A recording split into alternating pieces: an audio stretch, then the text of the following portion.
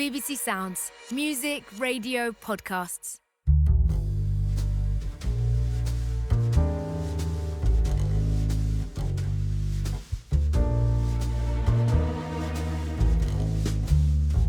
Episode 1.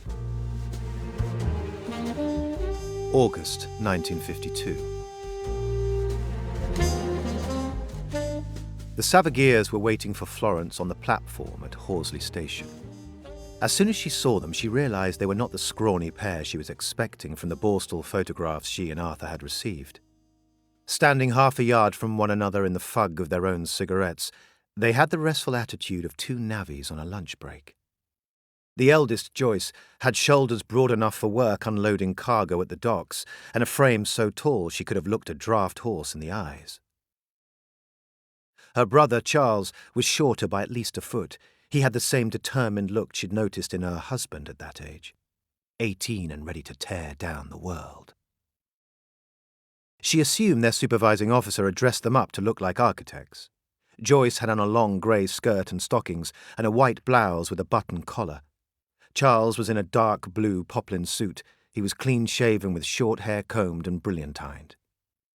She strode up to introduce herself. "Hello there, you two. I'm Florence Mayhood. Wonderful to meet you both at last. I'm sorry to have kept you waiting." "Hello, Mrs. Mayhood," Joyce said, dropping her cigarette and trampling it. "Please, Florence will do fine. I'm not your landlady. Well, not officially." Joyce huffed smoke out of her nostrils. "In that case, you can call me Joy. He goes by Charlie." "I'll make a note of it," Florence said. "Welcome to our little patch of nowhere." It was only when she offered them her hand that she spotted its condition. Engine oil encrusted deep underneath the fingernails. "Excuse the state of me. I was working on the tractor when you rang, but, well, let's just say it won't be moving for a while." Charlie shook her hand. "They had me doing motor mechanics all last year at Huntercombe. If you want, I'll take a look at it. Tractors can't be that much different." "Better take him up on that," Joyce said, amused at something. "He's always had a knack for getting engines running, even when he's not supposed to." "Leave it out," said Charlie, and his confidence appeared to drain. "Well, I'd appreciate you pitching in," she told them. "Mr. Mayhood has a lot of talents, but he's no use in a garage." Joyce sniffed. "Must be hard in his condition." "Oh, he's never let that set him back. It's just he's never had much interest in machines." She gestured to their meagre luggage, two shabby brown cases no doubt issued to them on their discharge. "The car's just at the front. Let's go." Their footsteps clomped and scraped behind her on the iron bridge. "Where'd you learn to fix an engine, miss?" Charlie asked. "I took classes when the war was on," she answered.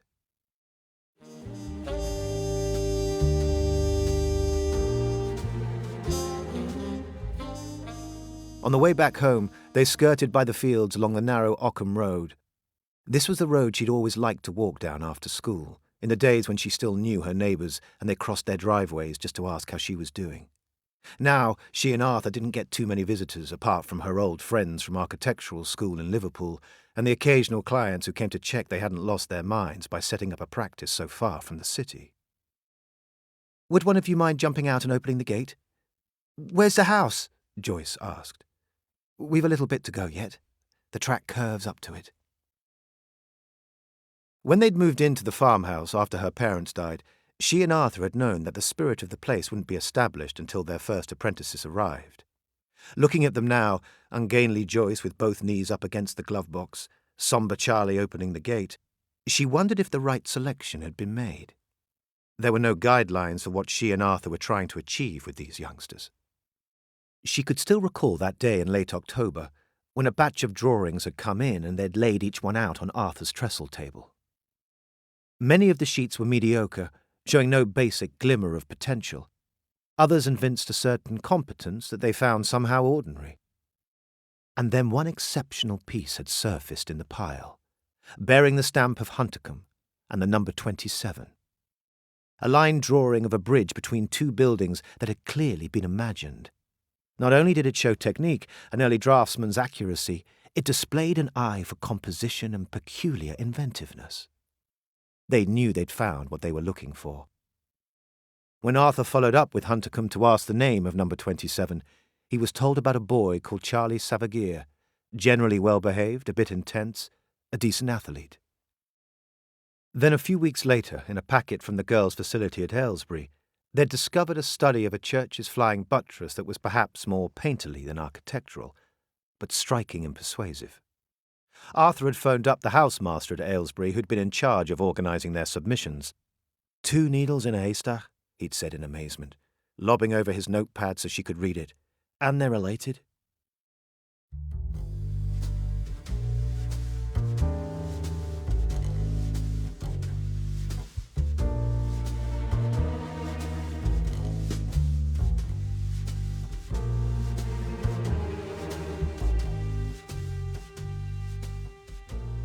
As the farmhouse appeared behind the avenue of elms, Charlie leaned into the space between their seats. It's a lot more normal than I thought it'd be. I was expecting something, I don't know, more modern. It's nothing special from the outside, I'll admit, she said. We've got ideas for improvements, naturally, but we've been holding off on all those plans until you got here. Passing by the north field, she saw Mr. Hollis was still out there, towing a handcart through the mud, his large straw sun hat on a string across his back. She parked up before the garage where the rusty tractor sat. How long has this old thing been out of order? Charlie said. About a decade, but I love a challenge, and we were given it for nothing. You were robbed. Opening the front door, she said, Welcome home. It might not feel like it yet, but it will soon, I promise you. She led them along the hall. Now, we've a strict rota for chores. You might have seen that old man as we passed by. That's Mr. Hollis. He's helping us around the farm until we're self-sufficient, but we've no one else on staff. You'll be used to honest graft, I know, but there's no one here who's going to try and keep you on the straight and narrow, and you'll see your supervising officer every month, that's all. You're free to come and go, to learn your trade with us or not, to work the land with us or not, to join in with the spirit of this place or not. And what we hope is, by living here, by seeing what you can achieve with us, you'll want to stay. The Savagears just smiled politely. They were so like Arthur it unnerved her. There were certain habits, she supposed, that were ingrained in Borstal leavers, such as being quiet and listening when adults spoke at length. Anyway, you've heard enough. She gave the big oak doors a push. Let's start here in the dining room. She showed them the long table Arthur had designed and built from cherry wood. I suppose you save all this for best, miss, entertaining and the like, Charlie said. Who wants to live in a museum? She answered. Everything we have, we use. Beauty shouldn't be distinct from function. That's the way we see things. Wait until you've seen my sister eat, though. You might change your mind. Oi, Joyce said. Remember, I've got plenty on you, Mouse. In the kitchen, they seemed more comfortable. Charlie gazed out into the yard across the fields. It's really pretty here, he said. I won't mind washing up if there's a decent view. She showed Joyce to her bedroom first, a broad white space with a bay window overlooking the north field. If and when we take on more apprentices, you'll need to share and we'll put up a partition wall or two, she said. Mr. Mayhood wants you to submit designs for his approval. We've a budget for materials, and we can help you with the carpentry, the decorating. But that's all for later on. The view from Charlie's room was of the front yard and the chicken sheds. He reviewed the dimensions of the space. Won't take much to make this perfect, he said. I'm getting some ideas already. Glad to hear it, Florence said. Do you need to wash up or get changed before I take you down to Mr. Mayhood? Not me, Joyce said. Nah, I'm fine, said Charlie. Come downstairs with me, then. He's expecting you to start work right away. Most of all, remember, everything that landed you in Borstal, the mistakes you've made, he made them too when he was your age. I don't think you'll ever have a bigger ally in your life than my husband.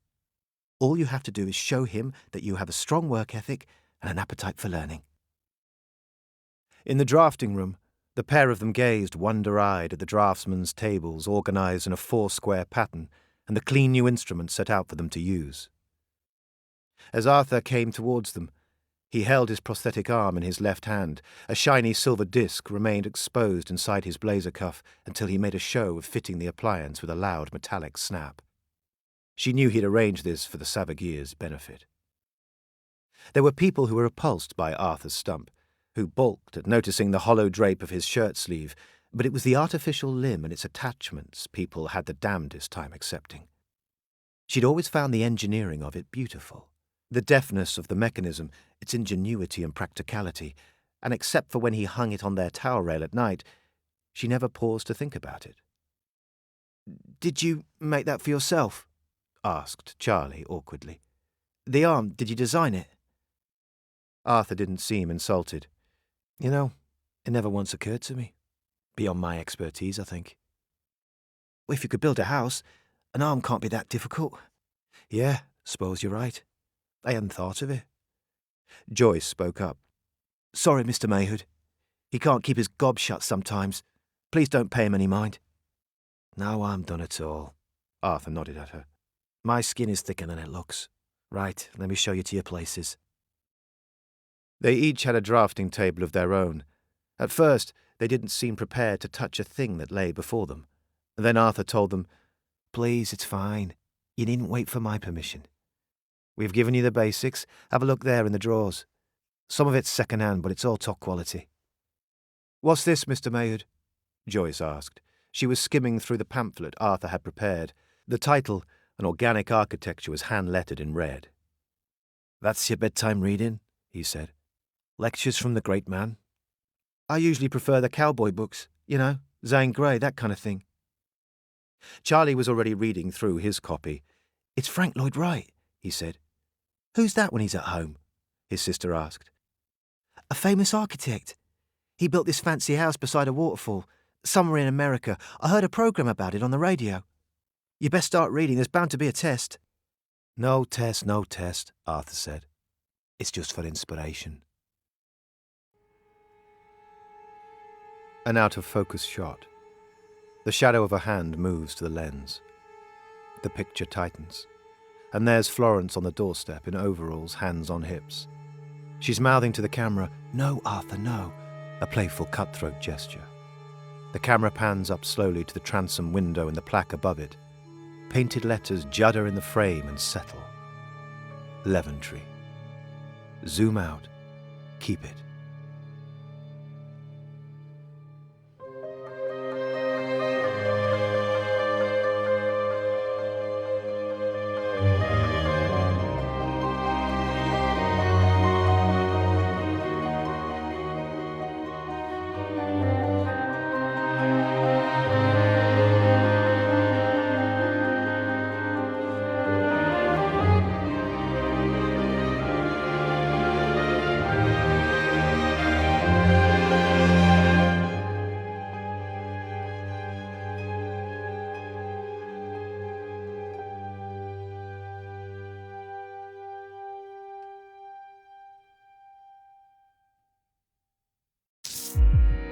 BBC Sounds. Music, radio, podcasts.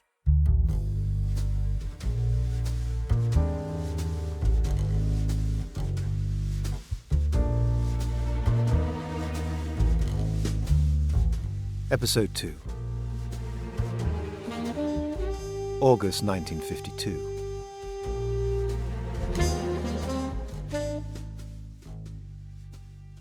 Florence had been hopeful that she could get the tractor operational before the end of summer. But although she'd found replacement parts and got the motor running, the gears wouldn't engage no matter what she tried. A transmission problem, that had been her guess. Every day since then, she'd thanked the Lord for Charlie Sabagir's arrival, because having one more pair of hands and someone to confer with made the problem easier to solve. She'd given him a set of overalls, and working in the shade of the garage together, they'd found an easy synchronicity. Once the gearbox was dismantled, they'd surveyed the ruins inside. Every bit as bad as they'd anticipated. "What now?" he'd said. "Where do you even find stuff for these old machines?" They'd composed a parts wanted ad to run in the next issue of Farmers Weekly, and eventually there came a phone call from a dairy farmer near Worcester. She set off early next morning. As she stopped to open the gate at the end of the drive, she saw movement in the copse. It wasn't rare to spot a fox stalking the woods this time of day, and roe deer had been known to spring onto the track. But then she was sure, when she glanced into the copse again, that a man was squatting there amid the tangle of the ferns and bushes. A rather large man was her sense of it. The bald cap of his head was poking out above the greenery.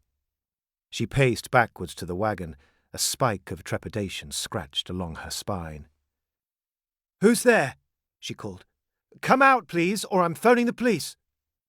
As she got behind the wheel, the man skulked from the bushes with both hands in the air. He was thick around the middle, hunched and bearded. The buckle of his belt hung down. "Don't bother the police," he called. "I was only— Look, you caught me short, that's all." Lowering his hands, he tightened up his belt and clasped it shut. "I'm dreadful sorry. I thought it'd be private. If it's all the same with you, I'll just be on my way, dear." "Go on," she said. "Be off with you. Don't let me see you on my land again, you hear? Or the police will know about it." "Thank you," he said. "Much obliged." She eyed the mirror till he passed behind her, and then drove on a few yards. Getting out to shut the gate, she was disappointed with herself for being so uncharitable. It undermined the spirit of trust they were trying to foster around the place. But that scratch along her spine, she'd felt vulnerable before this stranger. That evening before supper, she and Charlie stood together at the workbench, reassembling the entire transmission. Charlie passed her tools when she requested them, and read out the procedure she'd written in her notebook. At a certain point he put the book down on the bench, and she could feel the press of his attention. "Miss," he said, "there's something I've been wanting to bring up with you." She kept her eyes on the components. "Oh?" "It's just that— Do you remember when you picked us up that morning from the train? My sister had a dig at me for— well, she said that I could get an engine running even if I wasn't meant to." "I remember." He was playing with the lever on the vise, making it clink up and down. "I didn't want you wondering about her meaning on that front. It only happened once." "You needn't fret," she said. "We know what you did wrong, and frankly, it's no concern to us." Who told you?" "Well, for a start, we asked for copies of your Borstal records, and they sent us what they could. Honestly, we've never worried about what happened in the past. The only thing we care about is what's ahead of you." For a moment he was quiet. Then he said, "The coppers reckoned we were on a joyride when they pulled us over. That's not true. I never even knew that car was stolen. It was all a big mistake, and Joy, she wasn't really—" He trailed off. "All I really mean to say is that we've put those days behind us, miss. I swear to God, we've never been more grateful in our lives for where we are." "I know that too," she said. "And so does Mr. Mayhood." She knew from their records that they were children when they lost their parents. A German plane had emptied out its payload over their hometown of Gillingham one night in the summer of 1940, and a bomb had struck the back end of the Savagears' house. Their father, a sign painter whose deaf ear kept him from enlisting, and their mother, occupation not cited, so a housewife, was sheltering beneath the stairs, and that was that. Joyce and Charlie had been sent away to live with relatives 6 months before. Maybe they were spared the bombs, she thought, but not the damage. It explained the troubles they got into later, even if it didn't excuse them. Charlie pushed his hands into his pockets and leaned hard against the bench. "I can't tell if Mr. Mayhood likes us yet." "Did you read the lectures Mr. Mayhood gave you in the pamphlet?" "Yes, a few times, actually." "There you are, then. Our ideas are the same as Frank Lloyd Wright's. We're trying to give you both a real grounding, not just in our practice, life in general." "Do you believe in all that stuff?" he said. "Organic architecture?" "You make it sound like a religion. It's just a way of thinking." "That's a shifty answer, miss, if you don't mind me saying." "All right, ask me again in a few years." Charlie grinned and diverted his attention to the notebook. 3-inch seal's the one you're looking for," he said. They had the new parts fitted and the housing back together when they heard Joyce calling, "Supper's on!" and clattering a saucepan with what sounded like a ladle. They hung up their overalls and went inside to wash.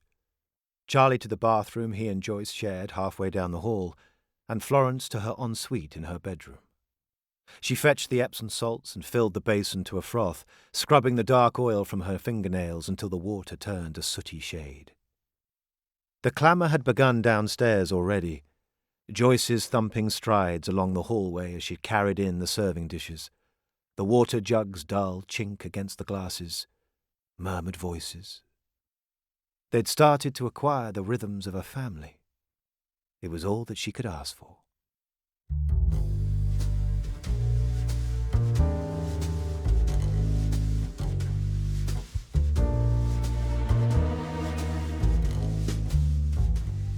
May 1939. The Royal Institute of British Architects, London. Arthur watched as Mr. Wright waited at the lectern, blinking slowly until the hall was poised and hushed. Latecomers jostled in the doorway for an inch of standing room. The celebrated architect took a beat to organize his cuffs, arrange his necktie, clear his throat.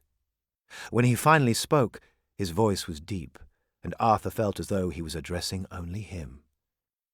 "Good evening, everyone. We shall start proceedings with a short film of our work in Taliesin." With a sudden gesture to the wings, the hall went dark and up came the long beam of a projector. The film was grainy but in glorious full colour. Rocky desert land, blue sky, no clouds. A caravan of trucks winds down a sun-baked highway. The jointed wooden frame of a large building in silhouette. A shirtless man on top a ladder drives nails into a joist. At first, Arthur found it hard to focus on the speech, but once his ears adjusted to the amplifier's interference, he could hear the great man's words for what they were. A campaign for a better way of life. "Here," says Frank Lloyd Wright, "the Taliesin fellows are at work, erecting buildings for their camp in Arizona. They live and practice there 5 months a year to spare them the harsh winters in Wisconsin, where it gets as low as 30 below zero. Taliesin West, they call it." An angular brick building on the brow of a vast hill planted with apple trees and elderberry bushes. A field of shaking grass. 3 men are lifting bales of hay onto a wagon. "And here," says Wright, "are pictures of their real home, Taliesin in Wisconsin. The original and best." Tables, lamps, and drafting boards inside a large, still room. A kitchen table stacked with provender. "Here, their principles of fairness and cooperation are in evidence. The boys and girls together treated no differently, as much as such a thing is possible. They've got many 100 acres to maintain, and a spirit of collaboration is important. Knowing the land is knowing life. The most important thing to learn in architecture is appreciation for materials. The weight of stone, the roughness of a brick, how wood can be pared down and shaped. The hand will discipline the mind this way." Another shot. The drafting room. The most vital organ of their operation, Wright says. Everybody learns by doing. There is no tuition. Taliesin is their home, their practice, and they value their apprentices as colleagues, comrades. These bright young men and women have developed skills to last a lifetime. The aim is to encourage their resourcefulness, instill a good work ethic, so later they might thrive and practice an organic architecture of their own. It is, he says, a model for a better nation, for the place he calls Usonia. The film went on, so bright and strange and fluid, and the great man continued his narration, swaying at the lectern. Those young apprentices on screen attending to their work with such a unity of purpose, they had stirred Arthur's blood. He knew exactly how they felt. He'd discovered that same sense of purpose in very different circumstances. He had been 15 at the time, and the judge's voice was still clear in his memory. "Arthur Patrick Mayhood, you shall go to Borstal for a period of training. 3 years, with a minimum of 1 year to be served." He'd found a kind of life at Felton. In with boys his age from up and down the country, most of them the same as him, no family to speak of, no money to their names, persuaded into petty thieving by necessity. There were rougher lads you had to steer a path around, but trouble had been easier to avoid in Borstal than it had been on the streets of Bootle. He'd gone in like the rest of them, resentful, clueless, cursing his bad luck. For a few months, all he'd done was sweep the floors and scrub the lavatories. In time, he'd earned a stripe and was allowed to join a working party. Every lad from grade 2 onwards had to learn a trade before he got discharged. He'd considered signing up for farming party to begin with, but then his pal John had decided on the building party, so he followed him and joined the navvy gang. And there'd been hobby hour, taught by volunteers from the outside. He'd taken woodworking, then draftsmanship, a simple 10-week course that had awoken him to architecture. While it wasn't true to say that he was ever satisfied with being a prisoner, Borstal had allowed him to discover things he hadn't known existed, skills he'd never thought that he possessed. The Northfield, barren in the light of dawn. Suddenly the tractor rolls into the frame. The driver slumps. It's Mr. Hollis in his sun hat. He twists his body, one hand on the wheel, to check the straightness of his work. A slow pan left towards the driveway in the yard. There's Joyce, blowing on a mug of tea. How young she looks. She gives a thumbs up to the lens and grins. Cut this.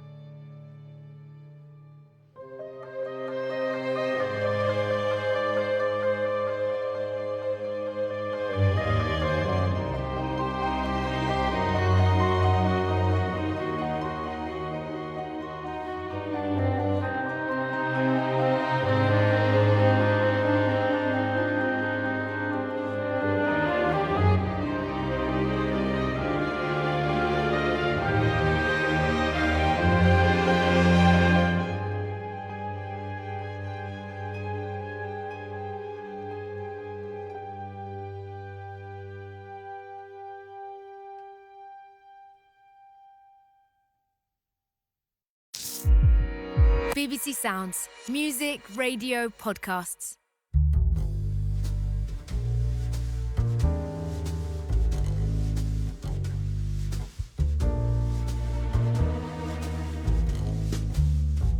Episode 3. September 1952. It was a fine and honourable thing that they were doing to help these Borstal kids, no doubt, and Hollis knew that they had the best intentions. But he couldn't stand to watch the Mayhoods have their hearts wrung out by folk who didn't recognise a good thing when they had it, which is where all this was headed in the long run, wasn't it? Before long, he was going to have to leave this place behind. Leventree was good land to work. He'd liked it best of all when it was only him and Mr. Mayhood in the fields, taking their short tea breaks on the back porch, jotting down their plans for what to grow and how they should rotate the crops. But since the Borstal kids had moved in, nothing was the same. He'd stayed to gather in the winter crops and for the harvest in the spring. He'd get the ground just right for seeding in the summer. After that, he'd give his notice to the Mayhoods and find something else to do. It'd pain him to move on, but those two youngsters weren't ever going to have the stuff it took to work this land. Take the sister, Joyce, a proper schemer. Last week, when they'd all been spreading the manure in the north field, she'd lifted 6 or 7 forkfuls from the trailer before asking for a fag break. "Isn't there some sort of machine for this?" she'd had the gall to say. "Just bloody well get on with it," he'd warned her. "Stop your belly aching." Well, her eyes had turned to slits. He could have sworn she balled her fists up tight. "If I wanted to be bossed around all day," she'd said, "I would have stayed in Borstal." He'd been thinking, "Don't worry, keep this up and they'll be sending you straight back." But he'd just taken up his fork again and told her, "We're not doing this for me. It's for the Mayhoods." Meanwhile, her kid brother was all industry and no results. It wasn't that the boy had an aversion to instructions. Charlie listened well, you had to give him that. No, it was more that he was simply useless with a rake. When he'd mentioned all of this to Mr. Mayhood, he'd got the normal level-headed answer. "Surely you remember how it was when you were discharged from the army. All those orders you've been taking every minute, all that yes sir, no sir. Once the war ends, your routine ends too. It's back to civvy life again and it feels strange. Well, it's the same for them. They're still adjusting." And Mrs. Mayhood was no better. "It's early days," she'd said. "They're learning as they go." For months now he'd been pestering them both to get a farm dog. A proper German Shepherd or Jack Russell Terrier, a breed that you could train. With no dog to bark or any shotguns in the house, they were making themselves vulnerable. He must have said as much to Mr. Mayhood 50 times, but the answer always came back no. "I gave up firing guns in Holland," Mr. Mayhood said, "when I lost my arm taking down that bridge in Ravenstein.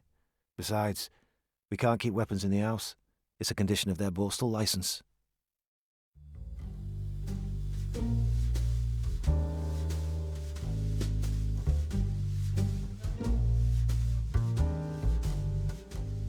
Only a few weeks ago, they'd gone out on a recce because Florence had found someone pissing in the bracken. Mr. Mayhood thought it might have been the same scrounger who'd come by the place back in June. He couldn't quite recall the bloke himself, but Mr. Mayhood had moved him on sharpish.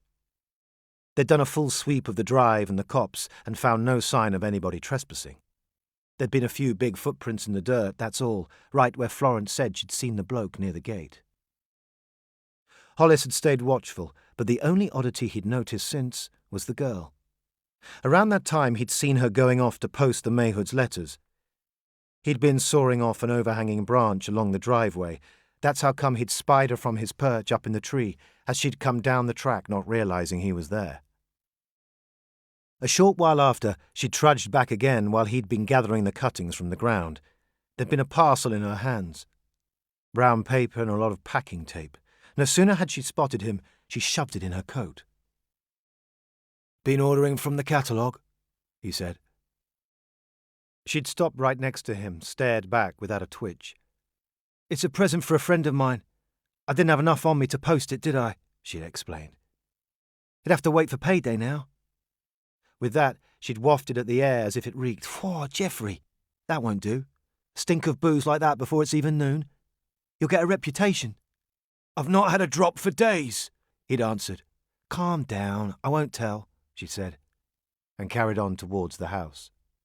Since then, he'd taken care to suck a peppermint each morning on his walk to Leventree.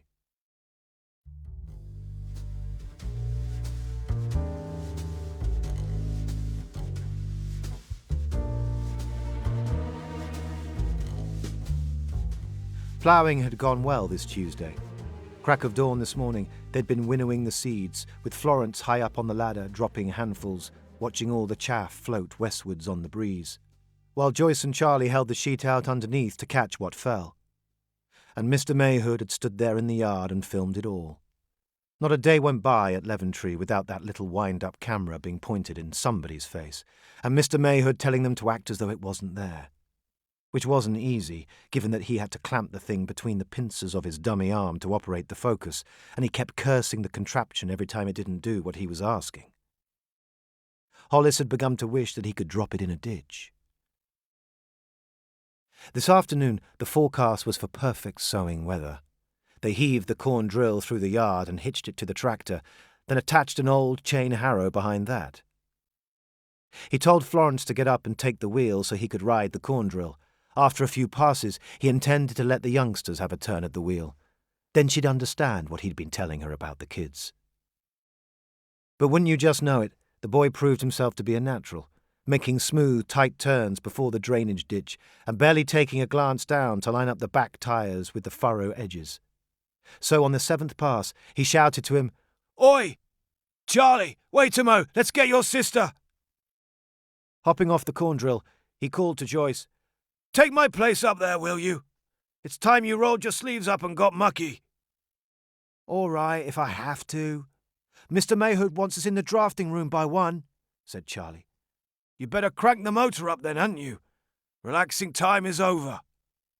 "Aye, aye, Captain," Joyce said, giving a salute. So there it was. Her attitude was still the same, whinging and sarcasm all the way. "Who do you think you're talking to?" he said. She flapped her hand against her breastbone. "What? Did I speak out of turn?" "Leave it, Joy," her brother said. "Don't start." He told her straight. "It's time you did more listening and less bleating, both of you." "You're no better than we are, Jeff Hollis," she said. "Just older by 100 years, and you've been drunk for most of those. You'd best watch how you order me about, unless you want the Mayhoods knowing how you treat us." It had been a while since he'd known brass like hers. He might have handled himself better, but she'd made him so irate. He kicked a lump of earth at her, and specks of it went in her eye. "You'll mind your manners now," he said, and she came rushing at him. Charlie tried to collar her, but couldn't hold her. "Just leave it, Joy!" There was a mighty whistle from behind them, stopping the girl cold in her tracks. It was Florence, running over, jumping furrows on the way. "What's going on here, Mr. Hollis?" she said. "Did I just see you kicking dirt?" "An accident. I never meant for it to go that far." "What's all this about?" she said. "A little disagreement over what needs doing, but we're past it now, don't worry." She took Joyce by the arm. "Is that right, Joy?" "Just a quarrel, miss," was the girl's reply. "It's nothing, really."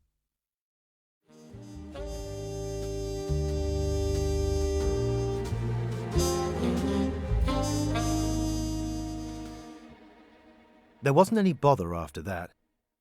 But still, a dismal mood came over him as he was leaving Leventree.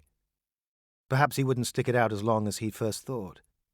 He was prepared to wait until the seed had taken and the rye was coming through, no more than that. He wouldn't stay somewhere that gave him headaches every time there was a field that needed ploughing. As he came towards the far end of the drive, he spotted something in the corner of his eye. It could have been a deer or something smaller. Possibly a sheep had wriggled through the neighbour's fence and gone a wander, or it could have been their trespasser was still about. A flash of movement, nothing more. He stepped over the verge into the copse, empty. Just the daylight breaking through the canopy of trees, birds cheeping and pecking at the earth. In the clearing, by the roots of a mighty hornbeam, he noticed a large rock. The dirt beside it was imprinted with the tread of someone's boot, and from the size of it, he reasoned it was the girl's. Lifting up the rock, he found a little hollow underneath it, a perfect circle pressed into the soil. It was unnatural, but not exactly untoward. He set the rock back down and looked about him. Nothing. Tomorrow he'd pester Mr. Mayhood again about a German shepherd, but there wasn't any cause to go back up there now. One dose of aggravation for the day was quite enough. At least he had his little caravan on Hungry Hill Lane. He'd never give that up. It was such a lovely thing, nestled in high grass and sheltered by a line of oak trees. He took proper care of it, revarnished it and painted it, and scraped off all the scum and moss that gathered on the roof. He dug the keys out of his pocket, hooked his sun hat on the nail he'd hammered in above the window. While the kettle boiled, he rummaged in his cupboards for the pint of knock-off whiskey he'd mislaid, but all he found were cans of soup and pilchards. He rolled a cigarette and lit it on the stove. He leaned against the doorframe, trying to remember to be grateful for the things he had. He drank his tea and savoured it. A peace began to find him, spreading through the tightness in his back. He doused his ciggy in the sink and went to fold the table down to make room for his bed. If he couldn't drink, then he could sleep. As he was laying out the cushions on the boards, he heard a noise behind him, heavy. Before he'd even turned to look, he felt the knowing in him. His bones went soft with it. The blood sunk to his feet. Now he recognized the fella. The gut, the messy beard. "Piss off! You can't just barge in here!" The stranger put a finger to his lips. He was wearing winter gloves.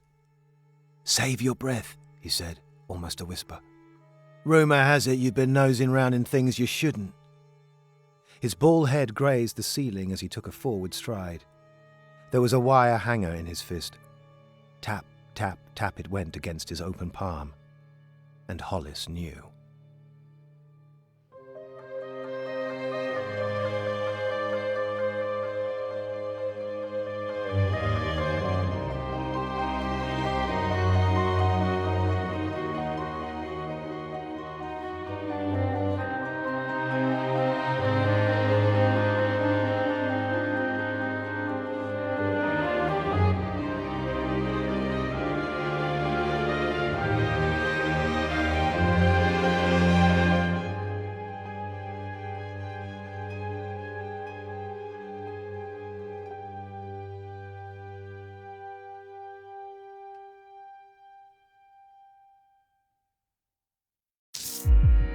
BBC Sounds. Music, radio, podcasts.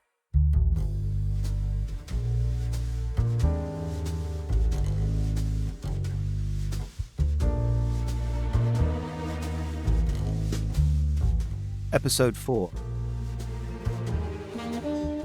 October 1952. Mr. Hollis had been gone for weeks. Joyce didn't know for sure that he was dead, not yet, and she was clinging on to that uncertainty. If she took each day a minute at a time, she could stop the fright from leaking out of her in conversations. It meant she'd have to go on acting all polite with Mr. Mayhood, stick to hassling her brother if she caught him staring with those dewy eyes at Mrs. Mayhood, be as late as usual to meet her supervising officer when he paid his visits. Everything she'd done before, she had to keep on doing. Or else she'd end up back in Aylesbury. Even worse, a woman's prison with a crowd of revokes, and not a hope in hell of going out on licence for another 18 months. And Charlie, this would snuff out any last breath of forgiveness he had left to give. That's what scared her most. "Honestly, I'm not sure if we should carry on the greenhouse plans with Mr. Hollis out of reach like this," Florence said. "Perhaps we ought to leave it till he's back." "What makes you think he's coming back?" Charlie asked. "I wouldn't bank on it if I were you, miss." Joyce said nothing, but she worried that her thoughts were loud enough to hear. The Mayhoods hadn't found too many answers in their search for Hollis. They'd been asking round the village for a while, and nobody was shocked to learn he'd flown the coop. He wasn't married, had no children, no old friends to phone or visit. From the barmaid, they'd got word of where he parked his caravan, and Mr. Mayhood had gone to have a look around. "Nothing," he'd said when he came back. "The door was padlocked. Floor's been mopped inside and everything's been tidied." "That's me finished, miss," Joyce said now, draping the tea towel on the range's handle. "If there's anything that you want posting, I'd be glad to stretch my legs." It had taken time to work out the right method, something so routine and innocent that nobody would ever think to question her behaviour. Taking the letters had become her daily errand. No one ever asked her why. It hurt how much they trusted her. At the junction, she dropped the letters into the postbox. Across the road, the empty phone booth was cold and musty as a cellar. She had the number memorized by now. When the line connected and she dropped her pennies in, she said what she'd been told to say. "Another lovely morning in the country." She heard his heavy breath in the receiver. "Half an hour late, aren't you?" "Sorry, it's not easy getting out the house." "I've got another parcel for you," he said. "Same place as the last one." "How much longer do I have to keep on doing this? I'm running out of hiding places." "You'll think of something, clever girl like you." She felt a nick of anger at herself. How had she allowed all this to happen? She'd sworn she wouldn't let Mal Duggan back into her life. "Listen, I'm not going to cry about some drunk old man who hated me," she said. "But it's not right he's come to harm. If he's gone for good, you better say so. I can't keep this up much longer. I'm a nervous wreck." "You'll keep it up all right," he said, "because you know what happens otherwise." "I've done everything you wanted, haven't I?" "So far. I'm not finished with you yet." "But why'd you have to go and hurt him? It was nothing I couldn't handle." "You just let that old man be your warning. He saw you with that parcel, didn't he?" Mal had changed a lot since she first met him. He must have piled on 6 or 7 stone and lost most of the hair above his forehead, but his manner was no different. "The fella had to go. It's done with now. He won't be sniffing around again, and if you didn't want him hurt, you should have kept it to yourself. Your fault, not mine." A loud click in her ear, and he was gone.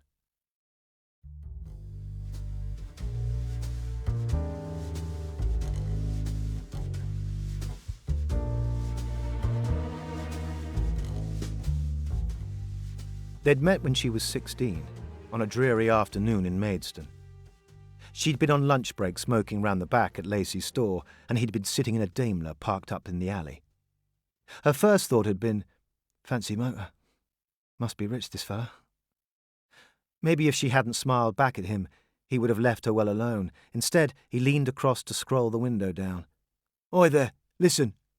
You fancy going for a ride somewhere?" "Sorry, can't," she said.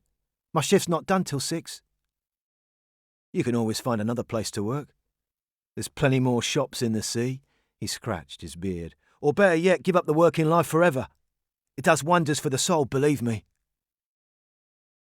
One day's graft after the next was not Mal's style.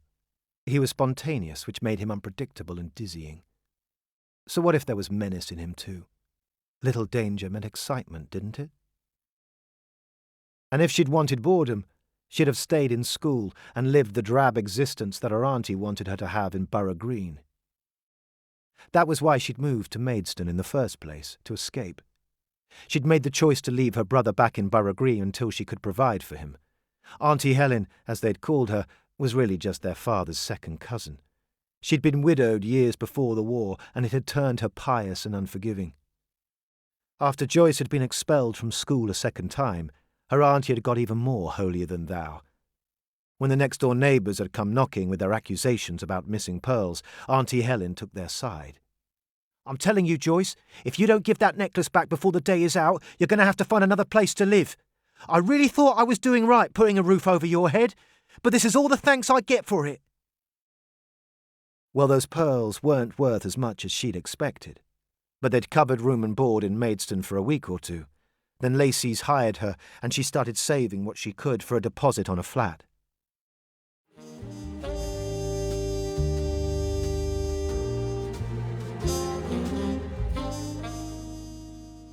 "So where are we going?" she asked. "Anywhere you fancy." "Well, I've always meant to see the zoo, but I've never had the chance." "The zoo it is, then. Hold on tight." At the zoo, he'd paid for everything. The tickets, ice cream, the picture she'd taken riding the stuffed lion. It had been a happy, carefree afternoon. But then on the drive home, "You've gone quiet," he said. "Just been thinking about tomorrow. Have to find another job now, don't I?" He'd frowned at her. "And here's me thinking that I taught you something. Look at me, I'm serious. There's money to be made 1,000 times a day as long as you've got eyes for it. Like you stole those pearls and pawned them when you needed to. That's called being sharper than the rest. Look after number one, 'cause no one else is going to do it. I learnt that quick in Borneo. That's why in the morning all you've got to do is have a long lie-in and listen to the wireless. Malcolm's orders." "I don't think I've got a choice. I'm not like you." "Of course you are. You wouldn't be here if you weren't. Listen, I've got something going if you're interested." His hand was on her forearm. "It'll only take an hour, but trust me, it's the easiest few quid you'll ever make with all your clothes on." That was how it had begun. On the curb outside her boarding house, he'd said, "Well, this won't do you in the long run, will it? You're going to need a little flat to call your own. I know some people. Leave it with me." He'd licked the corner of his mouth. "I was hoping to drop by again tomorrow evening. How's that sound to you?" "All right. I'll have a different motor. Listen for the horn. Round 7-ish? "Yeah, fine." He'd had her spinning like a pony on a carousel from the beginning, and she hadn't even heard the music playing. Over time, he'd put the squeeze on her, determined where she went and what she did, and who she was allowed to have a conversation with. When her job had gone to plan, his mood would sweeten for the next few days, and she'd feel lifted by him. "There she is," he'd say. "My young accomplice." There were skills she'd learned from him that she would not forget. Except when Mal passed down his knowledge, it was always with a view towards the benefits. He might have shown her how to drive by doing circuits in an empty car park, but his real purpose would be borne out later. That's how she became the driver on his so-called missions, scouting hotels in the country, sitting lookout for him, ferrying him home in darkness. For a short time in Borstal, she'd convinced herself that she was free of him. Those first 6 months in Aylesbury, not a letter, not a word. She hadn't written to a soul except her brother, who kept writing back with cheerful news of books he'd read and friendships he was making with other boys. Meanwhile, she slogged through her duties, cleaning floors and ironing and laundering, cooking lessons and arithmetic. Hobby hours were spent watercolour painting and embroidering. It seemed to her they'd got it backwards. They were training her for service as a wife, a housekeeper, a factory hand, which was everything that girls like her went thieving to avoid. What they should have done was teach her what her brother got to learn at Huntercombe: carpentry, mechanics, bricklaying and such. If they'd given her a chance to take a draftsman's class, she wouldn't be the only person in the house now who couldn't get a simple elevation right. The longer that Mal's silence had continued, the more she'd hoped that he'd forgotten her. But then one morning she received an envelope addressed in a dull scribble. Dear Joy, I bet you're sick of Borstal grub already, aren't you? But you got off easy as I see it. Keep your chin up and your mouth shut and you'll do fine. Don't be a stranger.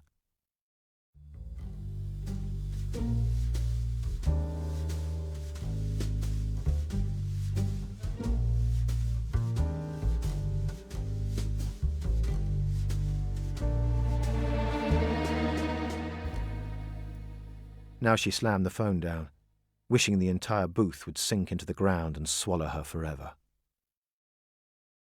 20 paces up the drive, there was a thin division in the hedge for her to cut through. Deeper in the copse, the ground was soft and padded with leaves. At the base of a tall tree with pale grey bark, there was a good-sized rock the shape of a clenched fist. She crouched and tilted it, watching the woodlice scuttle in the flat space underneath. Then she dug, scooping up the earth till her fingers met the edge of something. The first 3 parcels she'd collected had the same light feeling in her hand. They'd been round like tubs of Pond's cream, sealed up tight with loops of packing tape. When she'd shaken them, they'd made no sound at all. But this one was different, thinner, and it rattled. It was bundled in a square of chamois, tied with string. The string unravelled easily. The chamois flopped apart. There was a long jeweller's box inside, banded round the middle with brown tape. Not so much she couldn't slice it open, but she'd have to use the nail scissors in her room to make a proper job of it. She bundled it all up again and shoved it in her pocket, filled the hole in, put the rock back where she'd found it.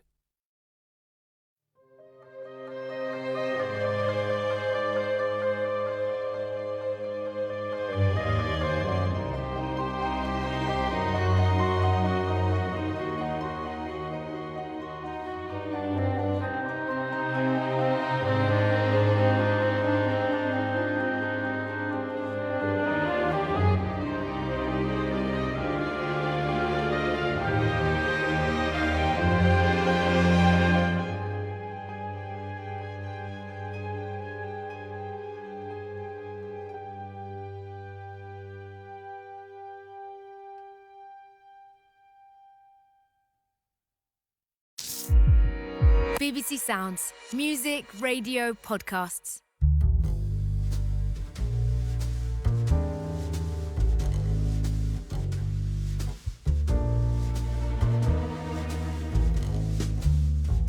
Episode 5.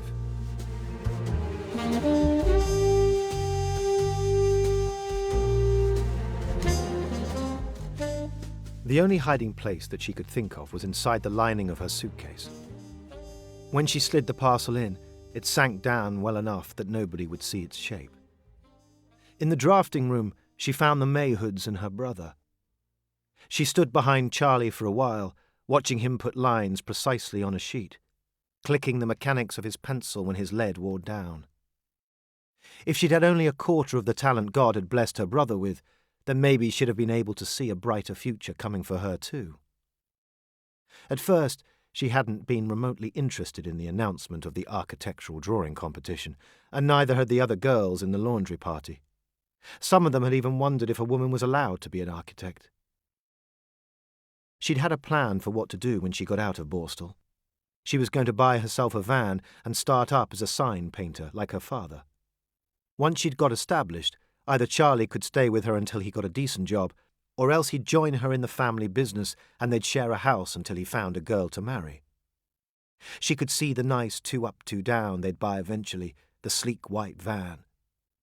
But then she got his letter. Dear Joy, are you all right? Wait until I tell you my good news. There's been a drawing competition going on here for the past few months, and today I heard from my housemaster that I've only gone and won it. And wait until you hear the best of it. First prize is an apprenticeship with a proper firm of architects. His excitement had spread on to 3 more pages. She was thrilled for him and wrote back saying so, but it had crept in slowly, the despair of what she'd do without him. If she didn't have a brother to look after, she'd have no ground beneath her feet, no sense of purpose or direction. The only signs she'd get to paint would be on bits of cardboard saying, "Spare change, please." So the next time she heard the art teacher asking other girls in watercolour hobby hour about their competition pieces, she'd raised her hand and said, "Am I too late to enter something, miss?" She tried to win it fairly, but the pictures that she'd made had no sophistication. All her buildings had the look of gingerbread. Her big mistake was telling Mal of her frustrations in a letter, thinking he would write back with a dose of bluster to inspire her confidence. Instead, he'd given her a cheat solution. "You're not going about this right. In Borneo, I had another private peel the spuds for me so I could get some kip. He did it for 2 packets a week at first, and then just 'cause I told him to. That's what you need, another private who can do it for you." There was a girl in the laundry party, Irma Dale, who was shy and thin and looked no older than 11. And Joyce had always tried to stop the mouthy bunch from North House giving her more aggravation than was fair. They'd done hobby hour together long enough for Joyce to see she had a way of getting details in the watercolour no one else could paint. It hadn't been too difficult to start a conversation with her. "Oi, Irma, what do you think's best? Gold flake or players?" "Don't mind, really. Why? You got some?" "No, but I can get them," she'd said. "By the way, those sketches that you do, you'd win that drawing competition easy." I'm not fussed about it, really," Irma had said. "There's a good job waiting once I'm out of here in my dad's carpet shop." "Do you think you could teach me?" "Suppose I could. How many ciggies would I get for it?" "Many as you like." For most of that November week, they'd spent their recreation time together in the library. She'd found a book with glossy photographs of British churches, and one had caught her interest. "Flying Buttresses at Lincoln Cathedral," said the caption. She'd given it to Irma, who'd begun to sketch it, showing how to sweep the pencil to create a perfect arc. Day by day, their sketches had developed. One so stylish they could have hung it in a gallery, the other so unbalanced it was hardly recognisable as the same building. "You're going to give that to your dad?" Joyce had asked, once they were finished. "Nah, he wouldn't want it. I'll give you a few bob for it. I've nothing on my wall to look at. It'll cheer me up to see that every day." "You're on," Irma had told her. She'd hurried off to stash the picture below her bed. The next morning, she'd taken it along to the housemaster's office, filled her name out on the entry form, and watched as it was slotted into a thick folder.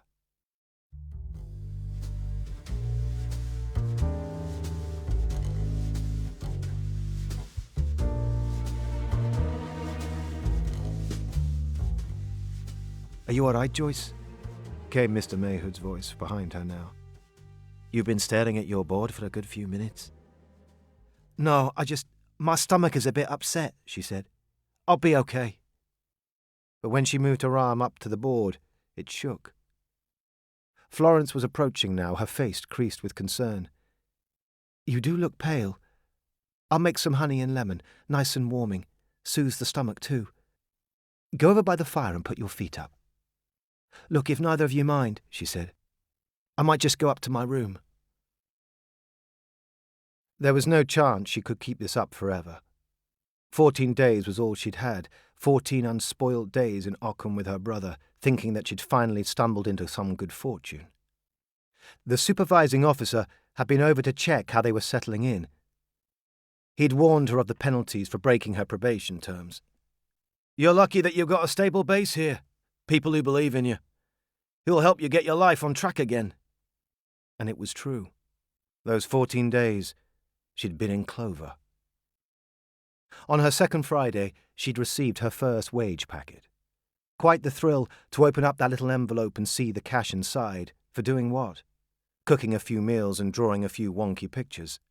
Next morning, after chores were done, she'd walk into the village with her brother. There'd been near enough £2 inside her pocket, and she'd had the notion that she'd squander some of it on things she'd craved the most in Borstal. Players, Eagle comics and chocolate. Maybe some cold bottles of that fizzy yellow pop. "I'll catch up with you later on," Charlie had said. "I'm going to take the bus to Guildford, see if I can get myself a library card." She'd rolled her eyes at him. "Since when did you become so boring?" "I don't know, since I was born. But you go on, enjoy your sweets and pop. I bloody will. Don't get yourself in any scrapes. I mean it, Joy. I really like it here. In the queue at the tobacconist's, she'd heard the tinkle of the bell behind her and thought nothing of it. But then the tobacconist had asked her what she wanted. "A pound of treacle toffee and 2 packets of Players," someone had answered for her. She'd spun round and there was Mal. He hadn't smiled or said hello. He'd only stood there. The tobacconist had chided him. "The lady was the first in line, I think." "Of course, I'll wait my turn," came Mal's reply. No sooner had she made it out onto Kingston Avenue, he'd bounded after her. "Follow me. I've got a car just up the way." "What are you doing here?" "We've got things to talk about." He'd steered her to the car, opened the door for her. "Get in." "No." "Well, we can have the conversation in the open if you want. But I don't think it's wise to be cavorting with the likes of me in plain view of the world, is it? Seeing as you're on probation." They'd driven down Kingston Avenue until it turned to fields and hedges on both sides. In the quiet after he'd shut off the engine, he told her, "I'm in 20 different kinds of trouble. You don't even realise the mess you and your brother got me into, so now it's time you paid me back." "I never got you into anything. The coppers pulled us over. They knew it wasn't mine, and I never grassed you up." £500 you cost me. And if you want us to be square, you need to listen to me now. You'll do exactly what I tell you. Otherwise, I'll have to make you do it, and I don't care what it takes. He grabbed her by the wrist. "You're hearing me?" Yes, I get it. Ow!" She'd forgotten how comfortable he was with cruelty. He'd said, "I've got some gear I need you to look after. Not your normal thing. It's going to set me up for good, more money than I've ever made. You're going to take it off my hands for a few weeks or months. I don't know yet. I have to find a fence who'll take the gear." "What is it?" "I'm not telling you." "God, Mal, what am I supposed to do with it?" "Just stash it for me, somewhere nobody will look. I'll have to give it you in bits. There's only so much I can move at once. They find me with it, I'm a goner." "This isn't sounding good to me." "I don't care how it sounds. I've got a number you can reach me at. Remember it, then dump it." He snatched her packet of cigarettes and started writing on the inside of the lid. "Phone me in the morning, 8 o'clock. Do not say your name. Say something else that lets me know it's you. Like, I don't know, a lovely day out in the countryside. If it's safe for me to speak, I will. And just how big is all this gear I'm meant to hide? I mean, there's hardly any space where I am now." What else could she do but throw a few crumbs of doubt and hope he swallowed them? "It's a tiny house. It's too much risk. If Charlie doesn't catch me at it, someone will." Mal gathered his right fist inside his left, cracking the knuckles one by one. "Do you really think I've not gone down and done a recce, Joy? Nice big farmhouse they've got there.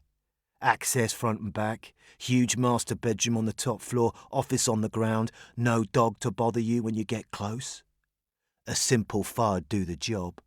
4 gallons that jerry can back there holds, enough to get things cooking." He dropped the ciggy packet on her lap.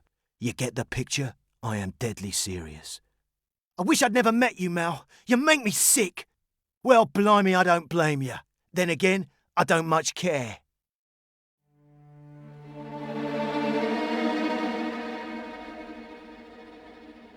She found her nail scissors, jimmied out the parcel from the top of the suitcase and sliced the tape. As she was lifting the lid of the box, a few small pieces tumbled out and skittered on the floorboards. Pearls, she thought. She was on her hands and knees before she noticed what they were. Loose teeth. She picked up 6 of them. Brown blood around their roots, still gluey. There were 3 more in the box. His sister's back is to the camera. They're laying blocks. Trowels in hand and spirit levels. 2 walls built so far, waist high. Northwest corner of the house. Hens skipping in the yard. Slow pan round. Full circle. Joyce is coming down the ladder with a bucket of cement. Cut this.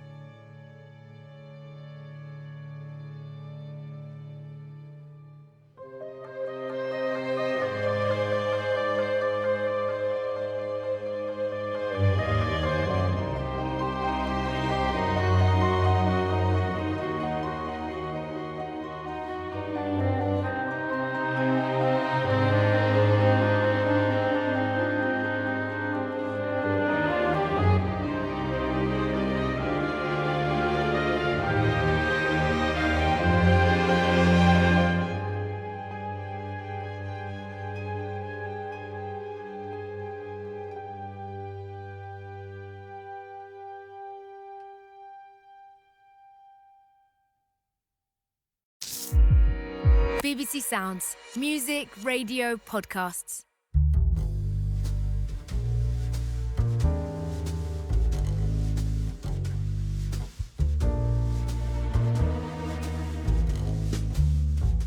Episode 6.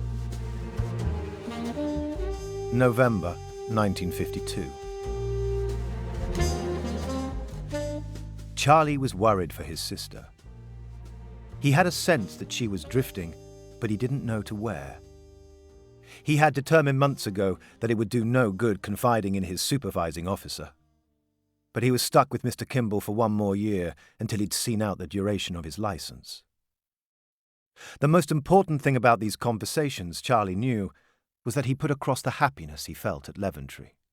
So he rattled through the past few weeks, an update on the progress of the root cellar he was designing for the farm, the visit to the Proctor house the Mayhoods were building on a square of muddy land near the Thames. Mr. Mayhood had explained the process months ago. Walls that didn't bear a load or brace the wind were going to be made of glass or board and batten. "It's one of Frank Lloyd Wright's old tricks. He got it from the Japanese, I think," he said. "It's such a simple method, really. Everybody ought to do it." Charlie hadn't understood the house at first, or why it had to look so different from the normal type that most folk were content to live in. The downstairs would be open plan. The floor line of the living space would spill onto the terrace. It wouldn't be like any house he'd ever stood in. But the more he'd studied the design on paper, the more he'd grown attached to it. And being with the Mayhoods at the site last week had felt like a rehearsal for the life he wanted. "What about your sister?" Mr. Kimball asked. He could sniff the bait on Kimball's question. He didn't like to be the door that other people came to knock on for a shortcut to his sister's mind. His auntie used to do it, his teachers used to do it, and the coppers had done it too. Ever since he could remember, he'd been answering for her behaviour, which wasn't meant to be a young brother's job. He couldn't pinpoint what it was or when it happened, but he knew that somewhere in the past few months she'd got discouraged. Maybe it was all to do with Mr. Hollis and their quarrel in the field, but it wouldn't be like Joyce to stew for ages over someone she'd insulted. Wasting sympathy on gruff old men who barked at her all day was not her way. Maybe it was the endless drawing of the greenhouse till it met Mr. Mayhood's expectations. With Joyce, a slight discouragement was like the slowest puncture to the heart, letting all the motivation out of her. He'd seen it time and time again. One scolding from a teacher and she'd stop attending school. One unthinking comment on her hairdo over breakfast, and they'd find her at the bathroom mirror with the scissors. And there was that episode when he was 12 with the lawnmower. A splinter of mistrust had lingered after that, and it was still embedded in him. It had been waiting on his auntie's patio one afternoon when he'd got home from school. A broken old machine with all the green paint flaking off its hood. She had more heart than sense, his sister, and she hadn't meant to tangle herself up in trouble. "Listen," she'd said. "If you clean it up and make it go again, you might start mowing lawns on weekends, earn yourself some money. Start here in the close, and you'll have takers everywhere before too long." He'd spent hours in the garden at the weekend with the engine parts spread out on newspaper. But then, it turned out that a padlock on the groundsman's shed at the church had been sawn through, and several tools and an old petrol mower were missing. His sister hadn't taken kindly to the accusations when they got back home. In the end, their auntie had given Charlie orders to pack all the parts into a box and carry them back to the church. It must have been over a mile, and Joyce had to drag the mower's rusty frame beside him. After that, his sister never gave him anything again, except at Christmas and on birthdays, when her gift would be the same: a book with a receipt inside. She'd always made it easier to doubt her goodness than believe it. Even now he wasn't certain that she'd earned her place at Leventree the rightful way. He would never have imagined she'd been harbouring a talent for drawing, not enough to win a competition with 100 other girls. He knew better than to challenge her or speak his doubts to anyone. He'd learned to bury his suspicions when the subject was brought up, which only made a liar of him too. The strangest part of it was that he owed his happiness to her. He'd always hoped to be someone who made a big impression on the world. In her way, Joyce understood this, always had, even when their auntie warned her off. She tried to show him it was possible to function on his own. She'd told him not to be a halfpenny in other people's games, shoved back and forth to suit their needs, and he'd admired her for what she'd done. The way she'd lived, no judgment or constraints. While it was true he never should have been inside that car with her the night they were arrested, he was grateful now that it had happened. If she hadn't landed him in Borstal, he would never have been here at Leventree. But all his time in the men's prison on remand, he'd wished that she were dead. Those weeks had petrified him. His guts had twisted up and made him retch into the lavvy bowl most nights. He hadn't thought that Borstal would provide relief. But he'd been treated right at Huntercombe.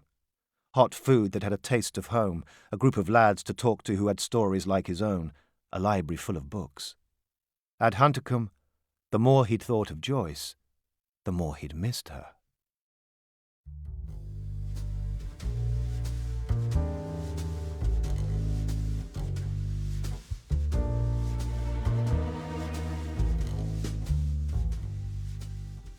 That evening they watched the Austin's headlights until it coasted out of sight. The Mayhoods had gone into town, something about an architectural competition, fluttering their lashes for a commission, as Florence put it. "I should think we've got at least till 12:30, said Joyce. "Let's make the most of it.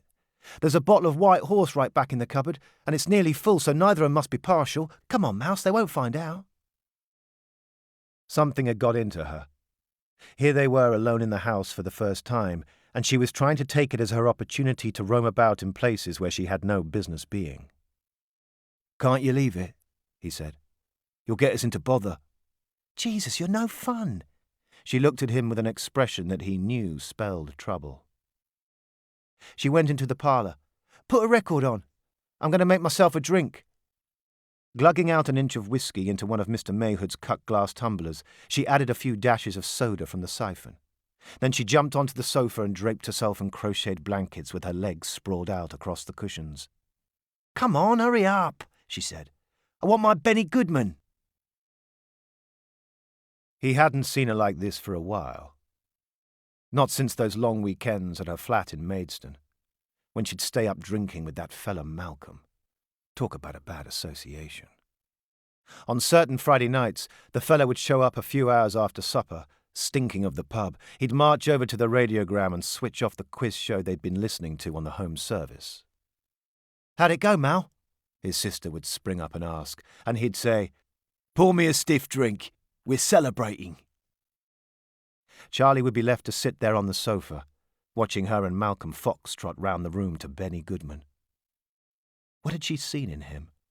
He was always lurking round the place, whispering about things in a sort of code.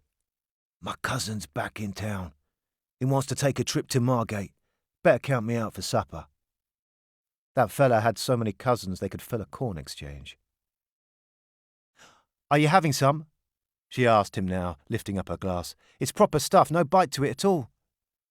"I'll take a sip of yours." "You bloody won't." "All right, have you got any ciggies on you?" "No, I left them in my room." And then she drained the whiskey in a few short gulps and poured another. "What have you been telling Kimball, by the way? He seems to think that I'm unhappy, not adjusting very well. Who put that in his head?"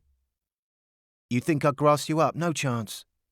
"Well, someone's given him the daft idea. Maybe it's because you had a face on like a wet weekend. He isn't blind, you know." She slugged her whiskey. "He asked me, don't you want to find yourself a husband and have kids one day? I mean, what sort of question's that? The cheek of it." "I suppose he's got to ask that sort of stuff. I hate it too. Only 'cause you can't say who you really got the hots for. Shut up, Joy. It isn't funny." "No, you're right, it's not. Anyway, in case you're wondering, I've got my eye on someone too. This fella I bump into now and then. Works down the post office. He might be married, I don't know. But he's all right to look at. And there could be something in it, once I get him talking. I just hope he's better than the last one." "Yeah, that wouldn't take much." She gave a little shudder. "Now it all makes sense," he said. "No wonder you've been dying to post the letters every day." She raised her glass at him and winked. "Don't breathe a word of it, you hear?" "As if I would." If she was sweet on someone and the feeling wasn't mutual, then maybe it accounted for her moods of late, her sullenness and sleeplessness. He'd have to drop into the post office tomorrow, have a good look at this fellow she was smitten with. The last thing either of them needed was another chancer rattling through her life and disappearing. She began snoring piggishly. When the record finished, he reset the needle to the start. Upstairs, he headed for her room to scrounge for cigarettes. In the coat pocket behind the door, he found a packet stuffed in the breast pocket. He tipped one out, and then another, and then he noticed something on the inside of the lid, written in blunt pencil. W059264. A phone number, perhaps? Wherever Joyce's head had been of late, this had to be a part of it. He went downstairs again and into the drafting room. Beside the phone on Mr. Mayhood's desk was a small black book in which they kept important numbers, clients and contractors and the like. The front page had a list of area codes. He ran his finger down and saw it. W05 for Waldingham. That wasn't far from here. He dialed. It rang, and then at last, connection. All he heard was breathing. "Is this Waldingham? 9266? He asked, keeping his tone good and friendly. Breathing. "Sorry, is this Waldingham, 9266? I hate to call so late." More breathing. "The operator put me through. I hope she hasn't patched me the wrong number." Then click. The line went dead. He phoned straight back, and no one answered. They are in the East Field. Florence is bent double, putting carrots into a burlap sack between her knees. There he is, one row behind her. Then Joyce comes ghosting through the frame. Zoom out. Cut this.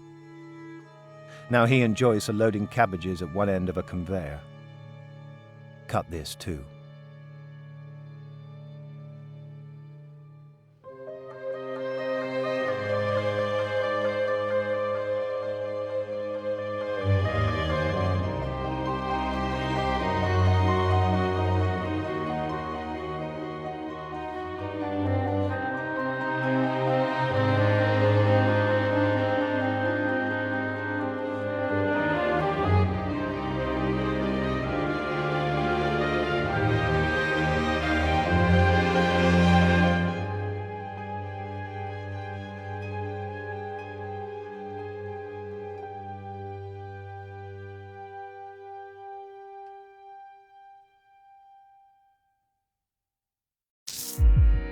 BBC Sounds. Music, radio, podcasts.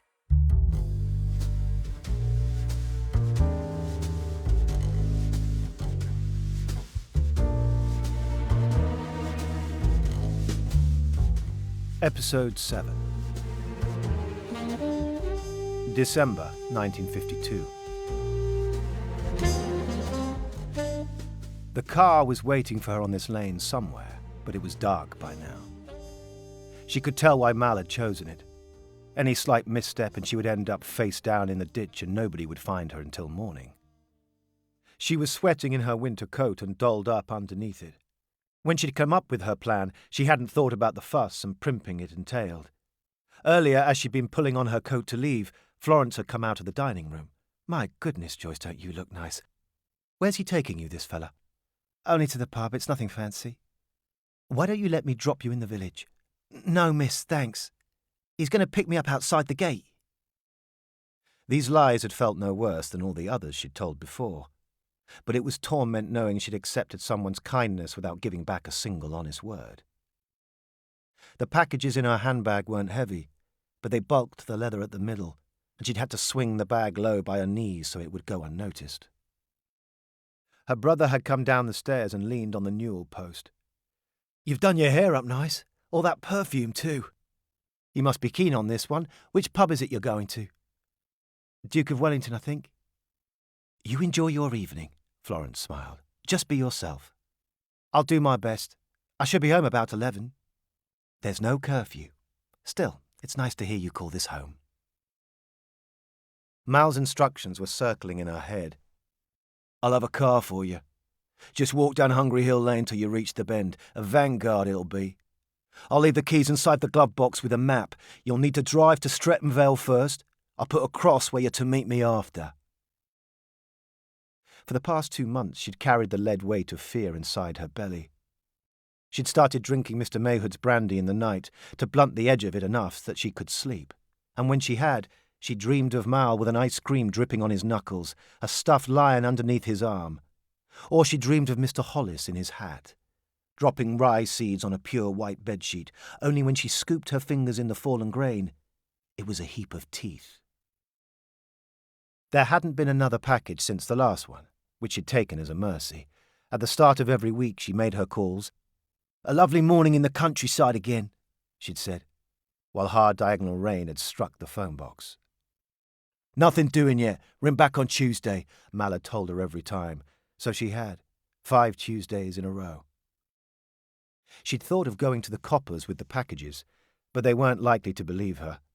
A history of thieving was a drawback when you needed to be taken at your word. It was the teeth that were the problem. She'd considered dumping them into the compost, or scattering them across the east field while she pulled up carrots, burying the box so far away that nobody could ever dig it up. But there was too much risk with that. She'd hang for it if she got caught. Everyone would think she'd been responsible for what had happened. Mal was always dealing her a crooked hand, that awful strip of straw hat inside, just so she'd know whose head they'd come from. Bastard. He'd been sending her a message. "Follow orders and keep quiet. Remember what'll happen if you don't." There'd been no trace of sunshine in the sky when she phoned through to him this morning. Still, "A fine day in the countryside again?" she'd said. "I've got instructions for you finally," he'd said. "We're nearly out the woods." "You found a fence?" "Not quite. A middleman. The buyer trusts him." "Jesus, what does that make me then?" "Nothing you weren't before. A go-between." His voice had softened. "Listen here, I'm banking on you, Joy. If this goes wrong for me, I'm going to wind up dead or something worse. And they'll not spare you either." "Worse than being dead?" she'd said. "How's that?" "Let's hope you don't find out." That part had shaken her. "It's happening tonight. You best be ready." "What do you mean tonight? Am I supposed to just—" "It's not my problem. Work it out. You'll need the first 3 parcels. Leave the last one where it is for now." Now she could see the car up ahead. The door came open for her nice and easy, and she dropped into the driver's seat. She rummaged in the glove box, reaching till her fingers found the keys. She checked the map, where Mal had charted out the route in pencil. It'd take the best part of an hour to get to Streatham Vale, another hour to the meeting point in, where exactly was that? Oxted? She'd be on the road most of the night. No curfew was a blessing after all.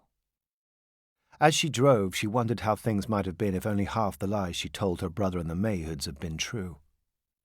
What it might have been like to meet a kind man at the post office and have him take you for a drink. "I'm not sure what hours he works," she'd told her brother. "He's area manager. They've got him going up and down to branches everywhere for miles. I just go there every day and hope I'll bump into him." Well, she and her imaginary fellow wouldn't have a future after she'd got through with things tonight. He'd have to get a call to national service or land himself employment overseas. Once she got to Streatham Vale, Mal had told her, she'd come across a lighting and repair shop. Big gold letters on the window saying G.G. Wilson's. "You can't miss it. Fella keeps the lamps on overnight so folk can see his wares. Wilson's the one you're meeting. Go round the back and knock. Hand him what you've got. He'll give you something in return, then hop back in the car and drive it straight back to me. That's it." If she tried, she could account for every single car she'd moved for Mal over the years. She'd done these jobs on weeknights only so her brother wouldn't have to know. Now she thought back on it, she'd done it because she liked the home she'd fashioned for herself. The little one-bed flat with its neat kitchenette, and above all, the easiness of waking in the morning at no given hour, no uniform to wear, no customers to appease. She'd had a certain kind of life that fitted her, and Mal had made it possible. She'd felt an obligation to the man, which she'd confused with tenderness. Until one afternoon he'd phoned to say that he had sorted out another place to live. His words had failed to register at first. "You could stay put where you are," he'd said. The rent's no bother and it's handy knowing where to reach you. Hope you understand. He coughed. I only want to make things simpler for the two of us. More work, less play.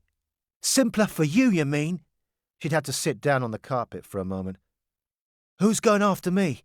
Come on, Joy, don't be that way. You want to keep the flat or don't you?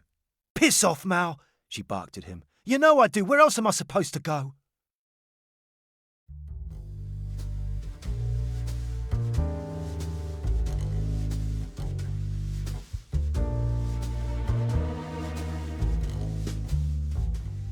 For a while, their new arrangement hadn't been much different, except she didn't have to listen to him breathing through his mouth the long night through. Then one Friday the phone went. There's something that needs doing. Sunday night. I can't. I've got Charlie then. You promised me no weekends. I don't want him catching wind of this. Well, things change. I'm not asking, Joy, I'm telling. I'll be around on Sunday with the keys. No, hang on. She breathed in deeply. I'll need to get my brother out the flat first. Just leave the keys on the table for me while we're gone. I'll keep him out till 7. She'd found the keys inside her favourite mug when they got back from the cinema on Sunday evening. There was a torn-off slip of newsprint underneath saying, J.Ed.E. 85836, LWR, Fant. Round 8:30 she told her brother, All right, get your stuff together, time we got you back. And I'm driving you. Stop messing, you don't have a motor. You'll see, come on. She'd walked them down to Lower Fant Road. The car had been there underneath a tree near number 36. Much fancier than she'd expected. A Jaguar. Here we are, she'd said. Is this a joke? She turned the key and pushed the starter, but the engine wouldn't fire. The petrol gauge was showing half a tank. That's strange, she'd said. It's not done this before. What's wrong with it? Have a look below the bonnet, Charlie. See if you can tell what's going on with it. Charlie had undone the bonnet lid and stooped to tinker with the motor. He came back and dropped into the passenger seat. What is he then? Who? Your friend. A doctor, if you must know. Must be a good friend if he lets you near a Jaguar.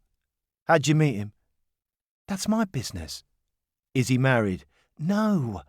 He's just a kind old man who gets lonely and we keep each other company. So how often does he let you drive this?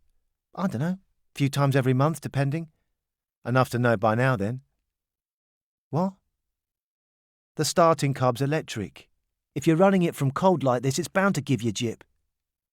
He'd leaned over and pushed the starter. You must have had some luck the last few times you drove it. She switched the headlights on. Yeah, that must be it.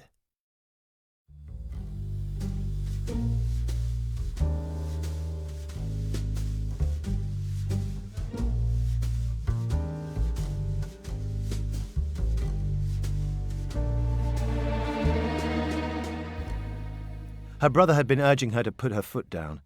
You've got 2.5 litres underneath the bonnet and you're driving like a sad old lady. Come on, at least push it up to 40. She'd gone to 35, no higher, but it hadn't mattered. She'd caught the flash of the police car's bright work in the mirror. If Charlie hadn't been with her, she might well have kept going. But she'd steered onto the shoulder of the road and the coppers had drawn up close behind. There had been 2 of them, but only one had trundled over.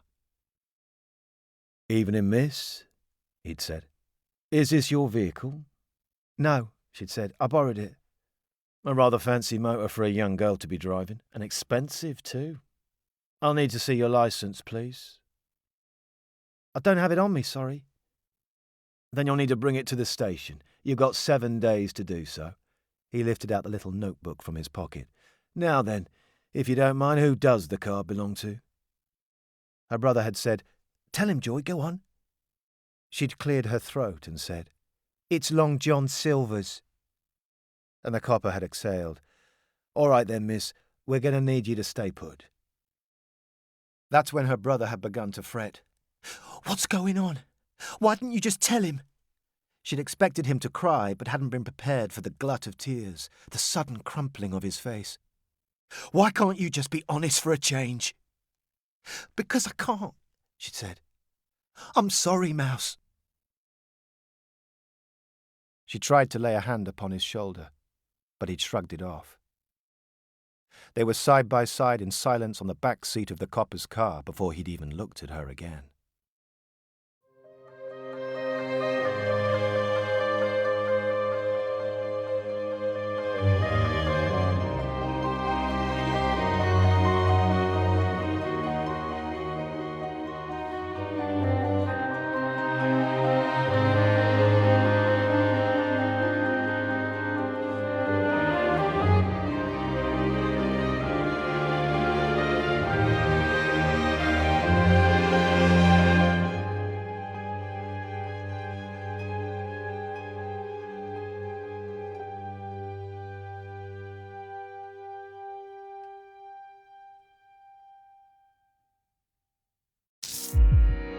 BBC Sounds. Music, radio, podcasts.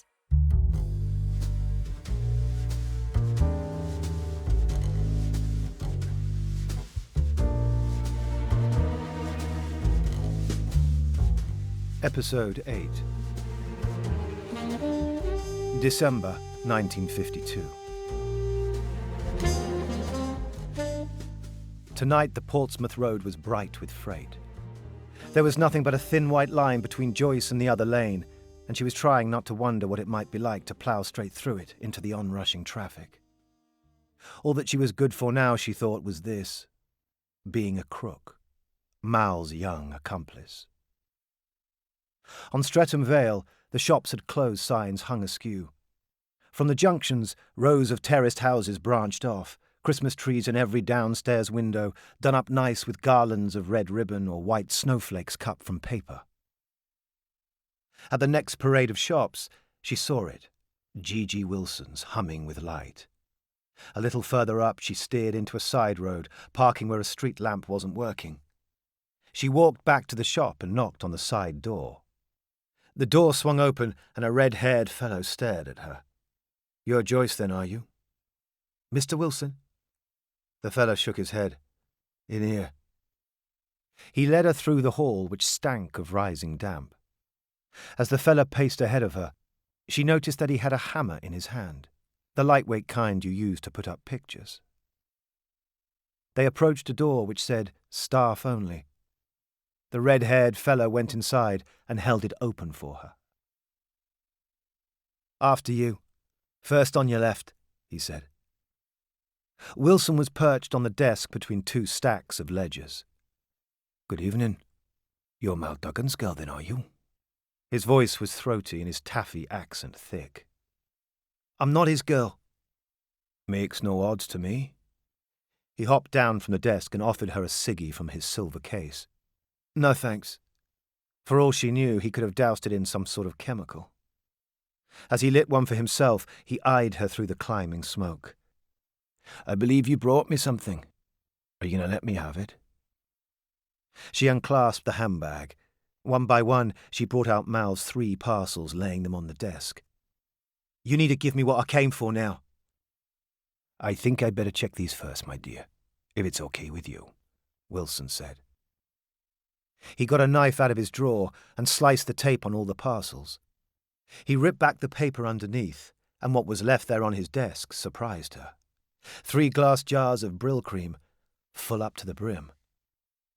He looked at her and said, "You've really got no clue what you've been carting around here, do you?" She said nothing. "Show her, Rick," Wilson said.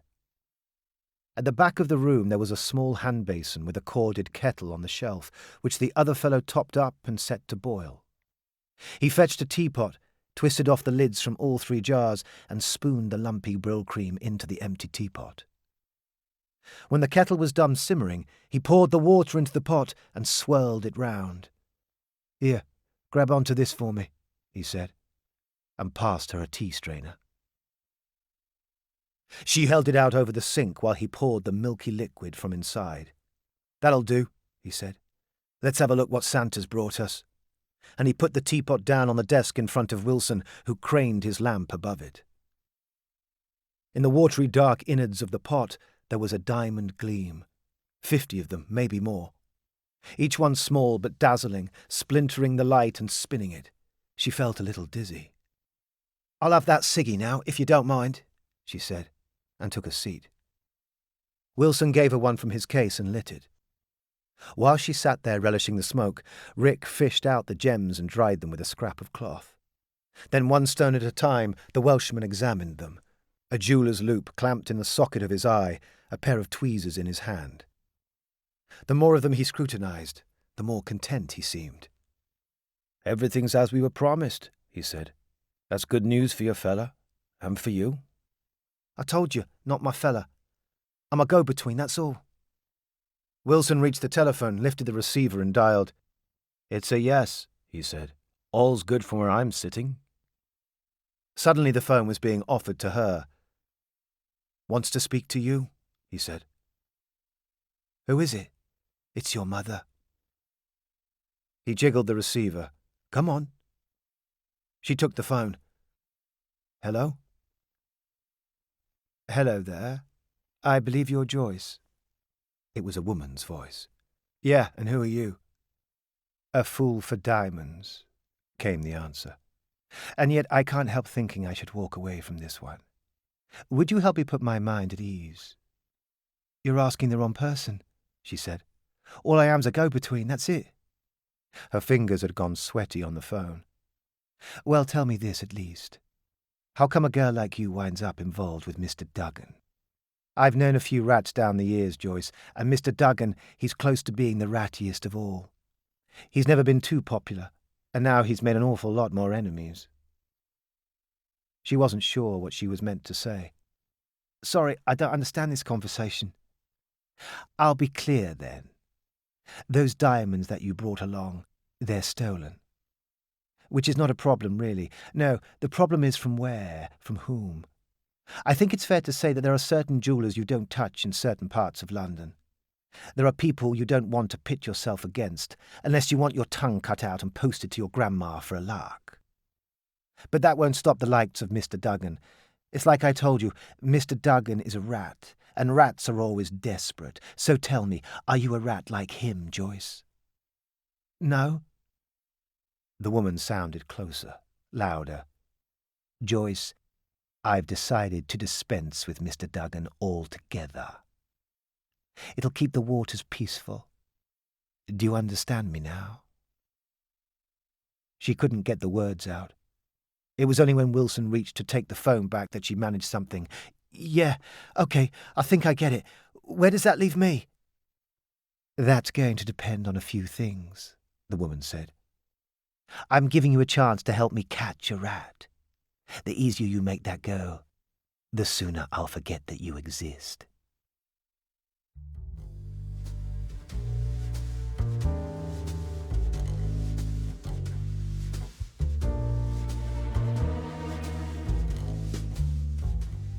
Now she was in league with some posh-speaking woman with a face she couldn't tell from any other, and she was being followed by two strangers in a black saloon.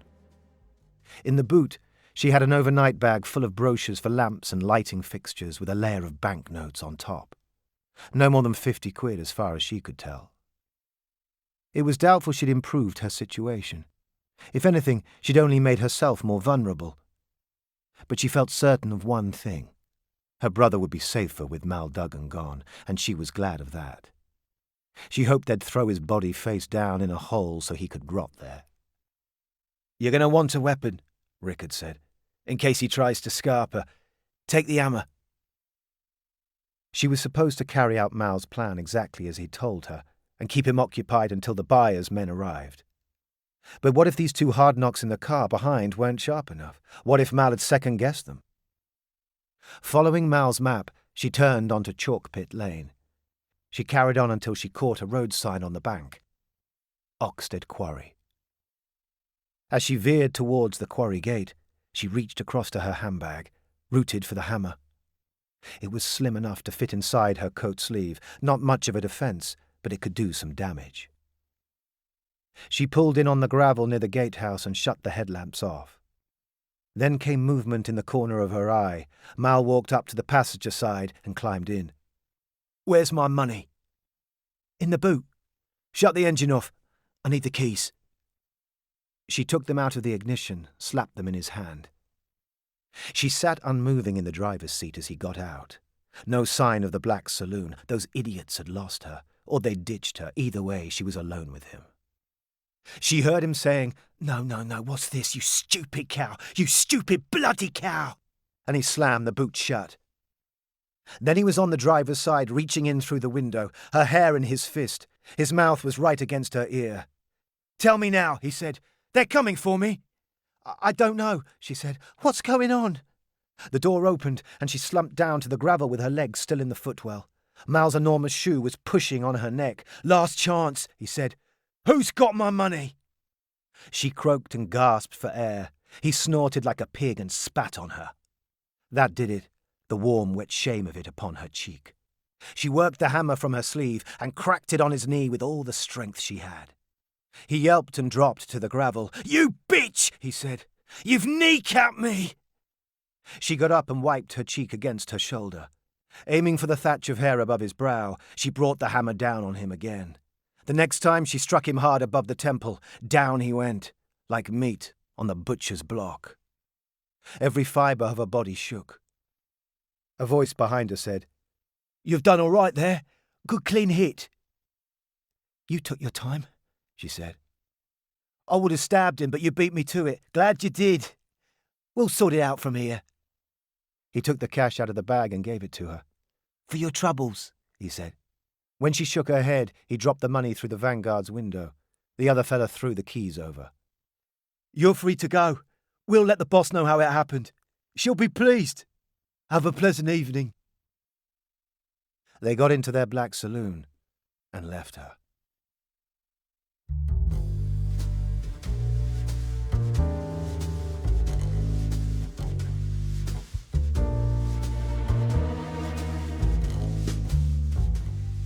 She walked along the rutted track to the farm. She'd left the Vanguard where she'd found it, near the bend of Hungry Hill Lane. The cash she'd stuffed into her handbag. The road map she'd torn up and cast away into the hedge. All she needed was a cigarette to calm her nerves before she went inside. As she struck the match, the flame revealed the blood spots on her fingers. Another spray of it across her knuckles, on her coat cuff too. More splashes on her skirt, her ankles. She thought of washing at the outside tap, but the icy water would be torture, and blood would never shift from wool. The sleeve was speckled, wrist to elbow. Even now Mal Duggan's mess was hounding her. He'd never be rinsed off. It had to stop. The lying. All these tales she kept on spinning. She was exhausted by it. She'd clung on, telling herself she was looking after Charlie, when the truth was she'd been sinking him. One bad decision at a time, one wretched piece of luck after the next, and still he hadn't cut the rope. She loved him for that loyalty, the goodness of his heart, but it was selfish to allow it. She had to let him go. Back along the track she went, towards the gate. The Vanguard would still be there, and she had money in her bag to last a while, until she found a place to settle. She didn't turn to look towards the house again, in case she landed on a reason to not keep on walking.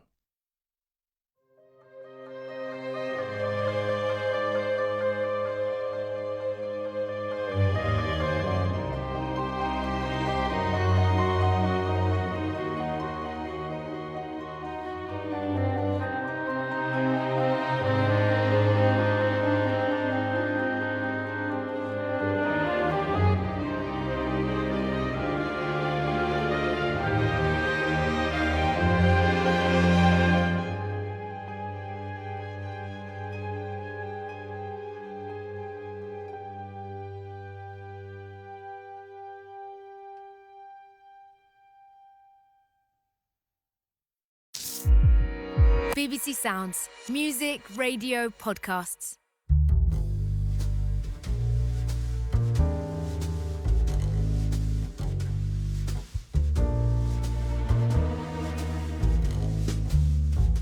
Episode 9.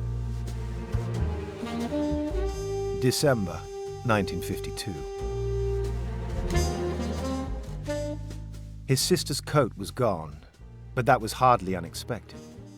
Her suitcase was under the bed, just a cardigan inside, but as he lowered the lid of the case, he felt something in the lining. He pulled it out, a long jeweller's box. He was afraid to open it, but had to know. Small pieces tumbled out and bounced across the bedroom tiles like pebbles. Teeth. Gone yellow with tobacco. Bloody at the ends of their long roots. And there was a strip of a straw hat torn ragged. He recognized it right away. He didn't make it to the toilet bowl. He sicked into the bathtub. For a while he stayed there on his knees, then rinsed his mouth out underneath the tap and went downstairs.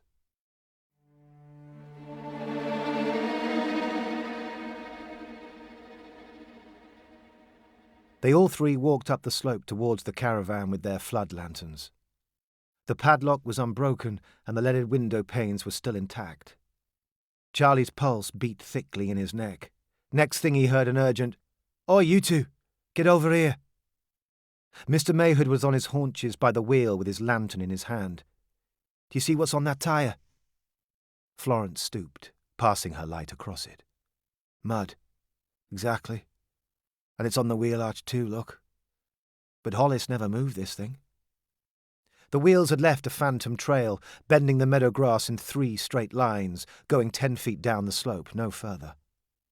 What do you reckon, Charlie? Mr. Mayhood said. You know her best.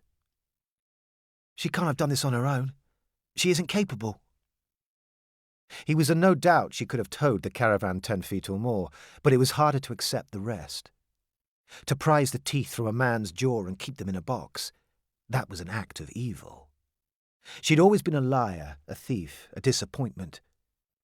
But she had no cruelty in her heart, and no amount of rage would bring that sort of violence from her. He was certain of that much. It took the 3 of them to shift the caravan from its pitch. In the empty space it left, there was an oblong where the soil had been turned over and then patted down. I think we've taken this about as far as it can go, Mr. Mayhood said. That's Hollis under there, and I'm not exhuming him. It's time we called the police. Florence stared down at the earth. You're saying that's a grave? I've seen enough of them to know. He rubbed his sweating forehead. Jesus, Charlie. How could this have happened? I don't know. Well, it's the end for us. You know that, don't you? I mean, everything is wasted now. The folds of Mr. Mayhood's sleeve had come unpinned, and it was draping like a windless flag about his stump. I'm sorry, I just can't think she could do this, Florence said. She wouldn't have it in her heart. Slowly, Mr. Mayhood said, I never would have dreamed it a few hours ago. But that's a grave, and they're his teeth back at the house, so hurry up, take Charlie and go to the station. Tell them everything. Charlie spoke up. Or we could leave things as they are. The only thing he wanted was to push the caravan back onto its pitch again and never speak of what they'd found. Nobody would miss old Hollis. Nobody was looking for him. No one cared that he was gone. You're right. We could do that. Mr. Mayhood's voice had thickened. It wouldn't be too hard at first. Just put this all back where it came from, eh? And off we go into the night, but trust me when I say this, Charlie, you can carry on as though it never happened. But it's not the same as living. And we want a life for you.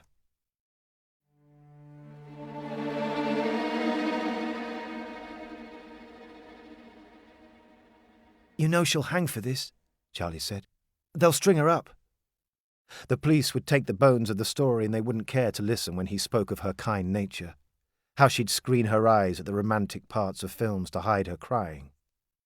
When they asked if they could have a photograph of her, they wouldn't want the daft one of her riding on the back of a stuffed lion at Maidstone Zoo. They'd want the mugshot from her Borstal file in Mr. Mayhood's cabinet.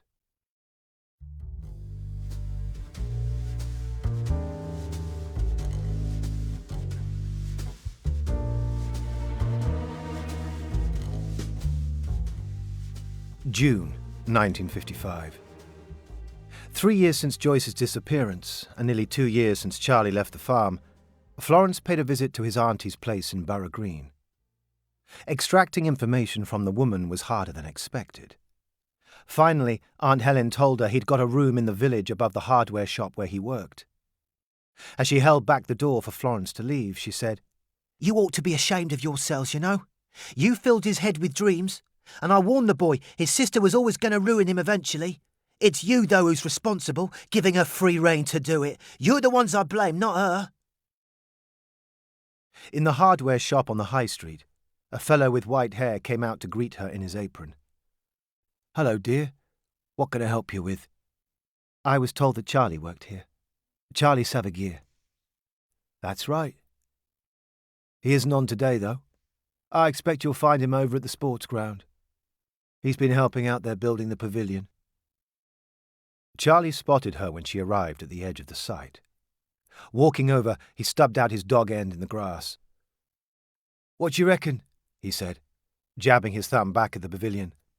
Should we call the architectural review or what? It's looking well so far, she said. And you're looking well too. It's nice to see you on a site again. It suits you. He dusted off a bench for her. How'd you know that I'd be down here? Well, I had to make a few stops on the way. You mean you saw my aunt? How is she?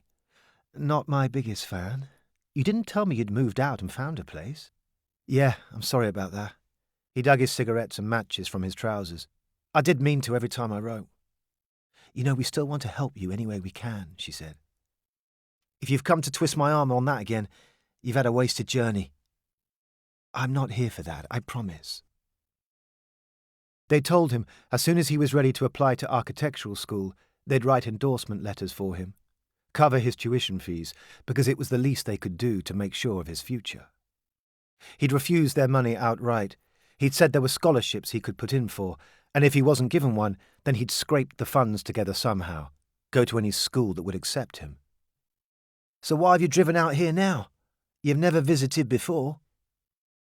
I've brought you something. She rooted in her bag. It was in the post this morning.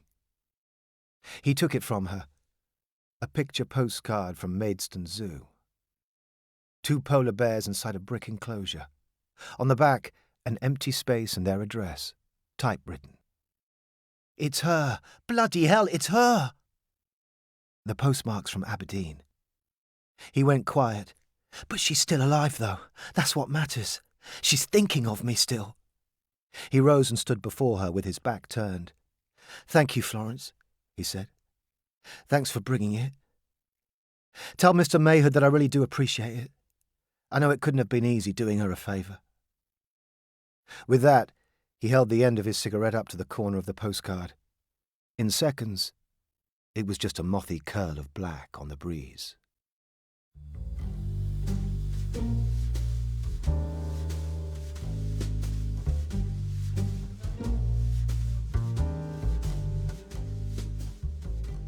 The next time she saw Charlie, she was 4 months in and showing. He walked into the yard as though he'd never been away, admiring the north field. The runner beans, lettuces, peas and marrows that were next in line for harvesting, as soon as they brought in the summer squashes. She came down the porch steps to greet him, and he saw the shape of her.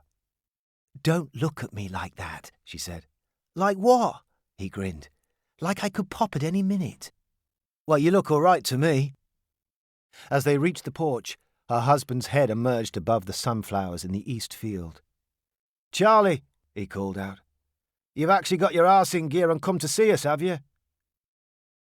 They sat together at the kitchen table, and her husband took his shirt off to remove the straps of his prosthetic. Once he'd hung the arm upon the spindle of his chair, he looked more comfortable and said, So what's it going to be, do you think? A boy or a girl? I dunno, Charlie said. But there's a good chance he'll be an architect. I wouldn't count on that. Arthur paused, then... Nothing else has come, you know. Just that one card.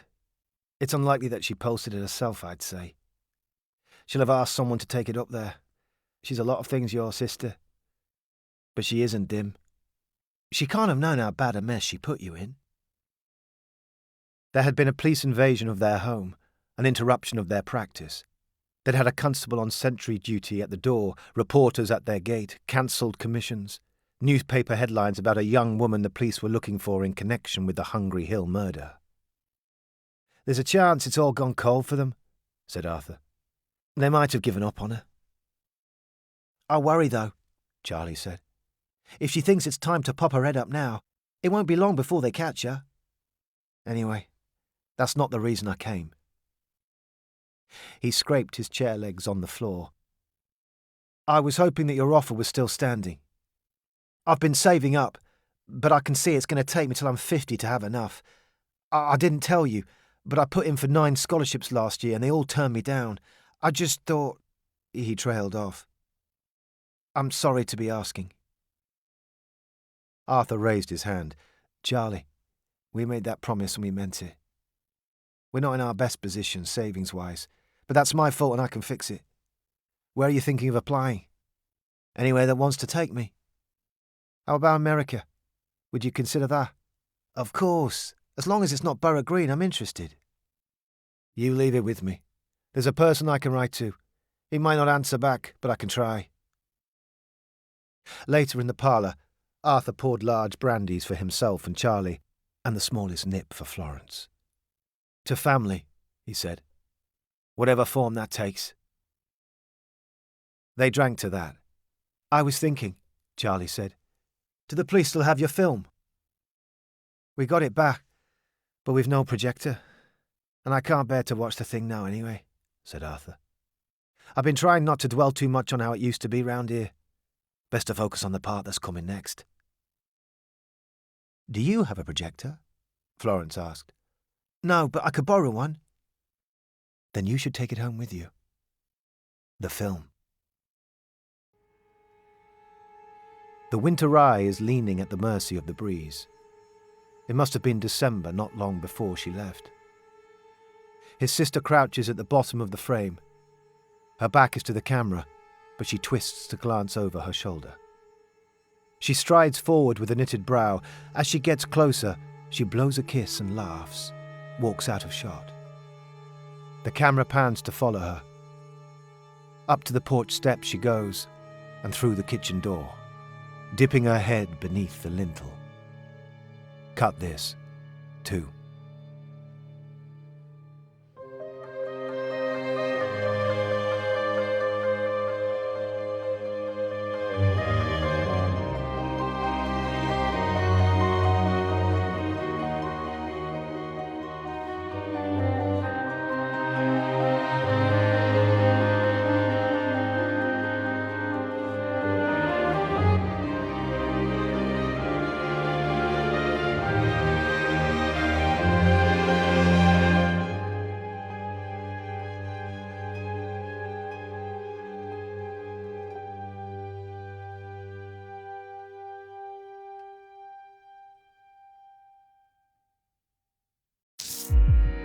BBC Sounds. Music, radio, podcasts.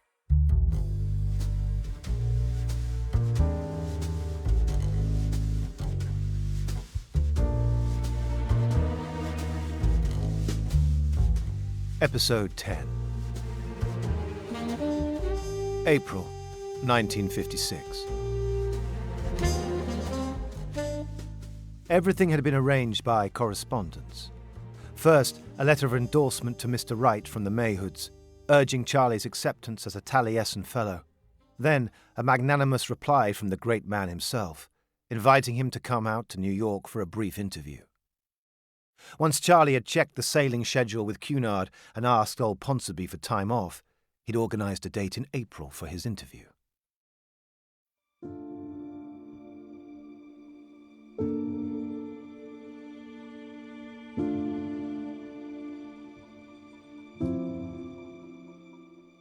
A lady in a long white shirt and horn-rimmed spectacles had bounded up to greet him in the lobby of the Plaza Hotel.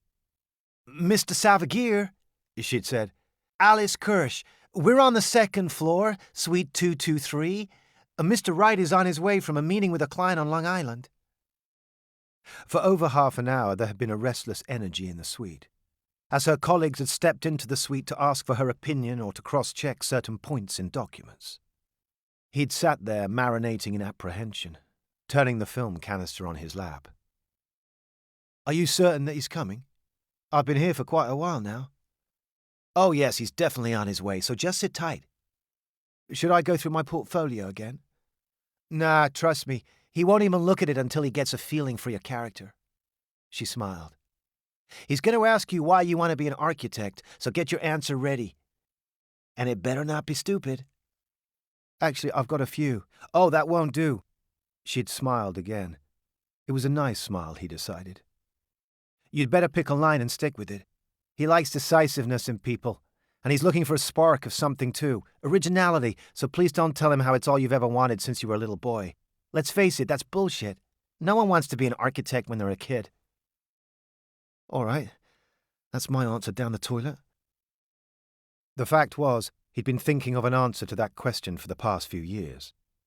For a start, there was the warm, peaceful feeling that came over him when he was drawing. There was the thrill he got from solving problems in his head, inventing structures on the page, and above all else, the sense of purpose he woke up with in the morning when he had a project to resume. He was driven to make good the sacrifices of the Mayhoods, Part of everything he did now was an echo of their kindness, their example. It was vital to restore their faith in him, repay them for the opportunities they'd granted him. He was compelled by all of that, except it wasn't why. Suddenly, in a blur, Mr. Wright strode through the door. He wore a long black scarf looped around his collar like a priest's stole, and his cane was hooked upon his wrist. For a man in his late 80s, he moved well. There was a poise to him, a self-possession. He gesticulated with his cane. "Alice, who is your visitor?" "That's Charlie Servagier. He's travelled all the way from England to sit down with you." Mr. Wright was examining his pocket watch and winding up the movement. "What's your publication, Charlie?" "No, sir. I'm not here to interview you. It's the other way. The other way around." His tongue had turned to wool. "He's not with any paper," Alice said.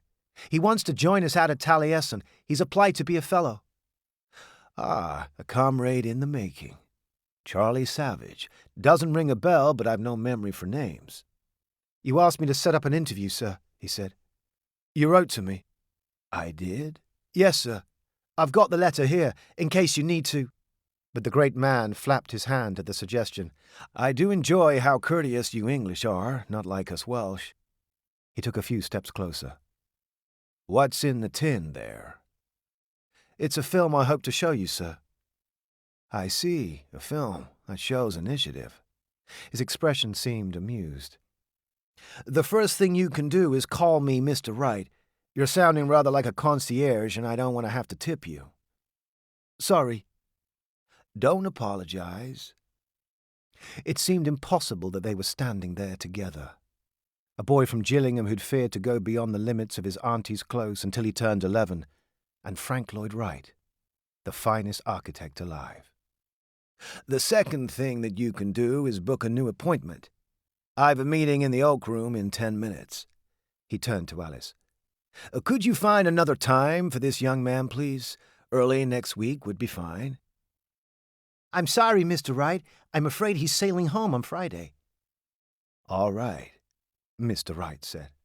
"In that case, we'll talk tomorrow morning, bright and early.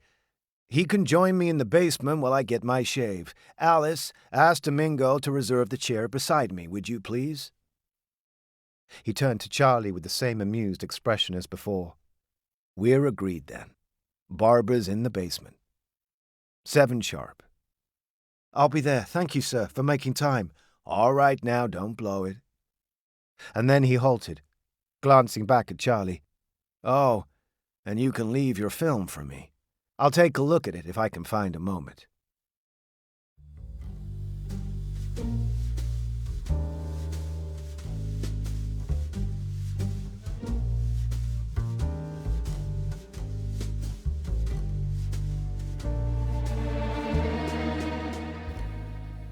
His sister visited his dreams again that night. He was hiding in a patch of grass in his auntie's close, but everything had grown so high that he could hardly see the rooftops. There was a rattling engine noise getting closer, a shudder in the earth, and she appeared in front of him, pushing a lawn-mower. She was a giant figure, mowing with no care for her direction. The enormous rusty blades spun round and spat out huge lumps of green. He called her name, begged her to stop, but she couldn't hear his tiny voice. Then, just in time, she cut the engine, leaned to pick him up. For a second, he was in the bowl of her colossal hands, and her thumbs were pressing softly on his back. There was no more sleeping after that. He'd come to understand that it was better to pretend he didn't have a sister any longer, better to believe it. It was easier to act as though she wasn't in his past, because she wasn't in his present. But he couldn't just extract her from his mind the way he'd cut her from the film. He'd borrowed Mr. Ponsonby's equipment, a splicer and a viewer, and frame by frame he'd snipped her out. A wretched job, the worst. When it was done, he'd gathered up the pieces he'd removed and put them in a jar. Eventually he'd made another reel out of them, not much footage and a scrappy edit, but it wasn't meant for anyone else to see. He must have watched it back 1,000 times. He put a label on the tin, Joyce Cuts, and now the accidental pun had stuck. She would have laughed at that. It suited her. He was wide awake now. He'd been through all the drawings in his portfolio several times. He could talk about them all day long. But if he didn't have the answer for Mr. Wright's question, then none of it would matter.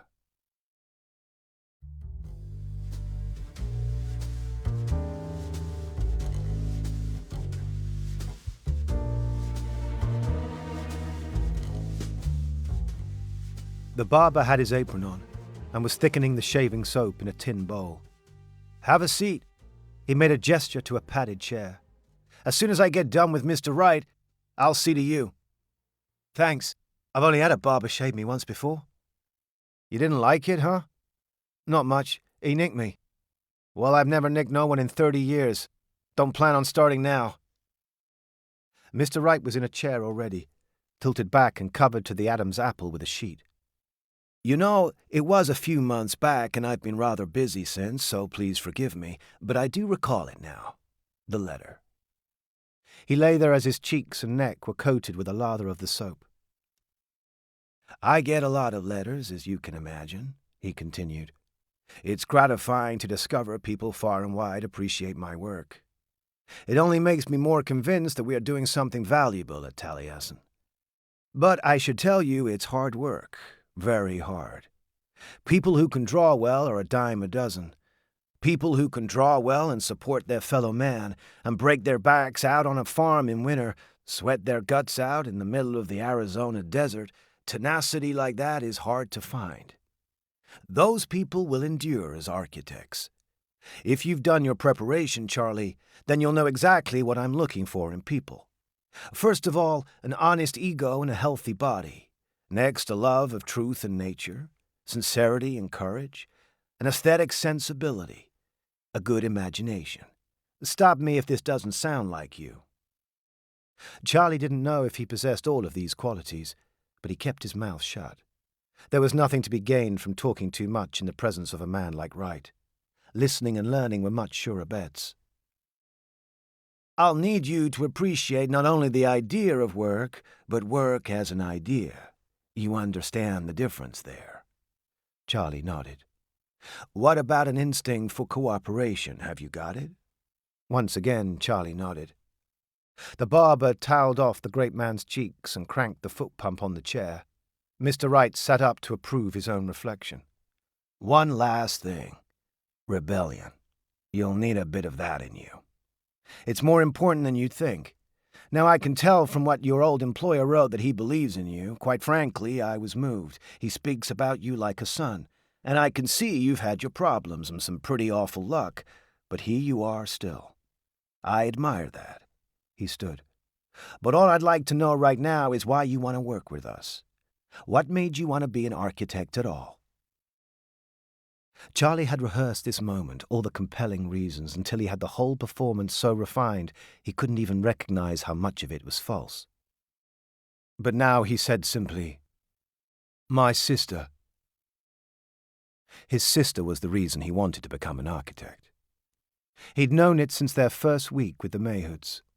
She'd seen the drawing on his table showing the improvements he was planning for his bedroom. She had laid her cold hand on his neck and rocked his head from side to side. "You're bloody good at this," she'd said. "I mean, I knew you would be, but you're bloody good. So unfair." That's all it was, a fleeting moment of support.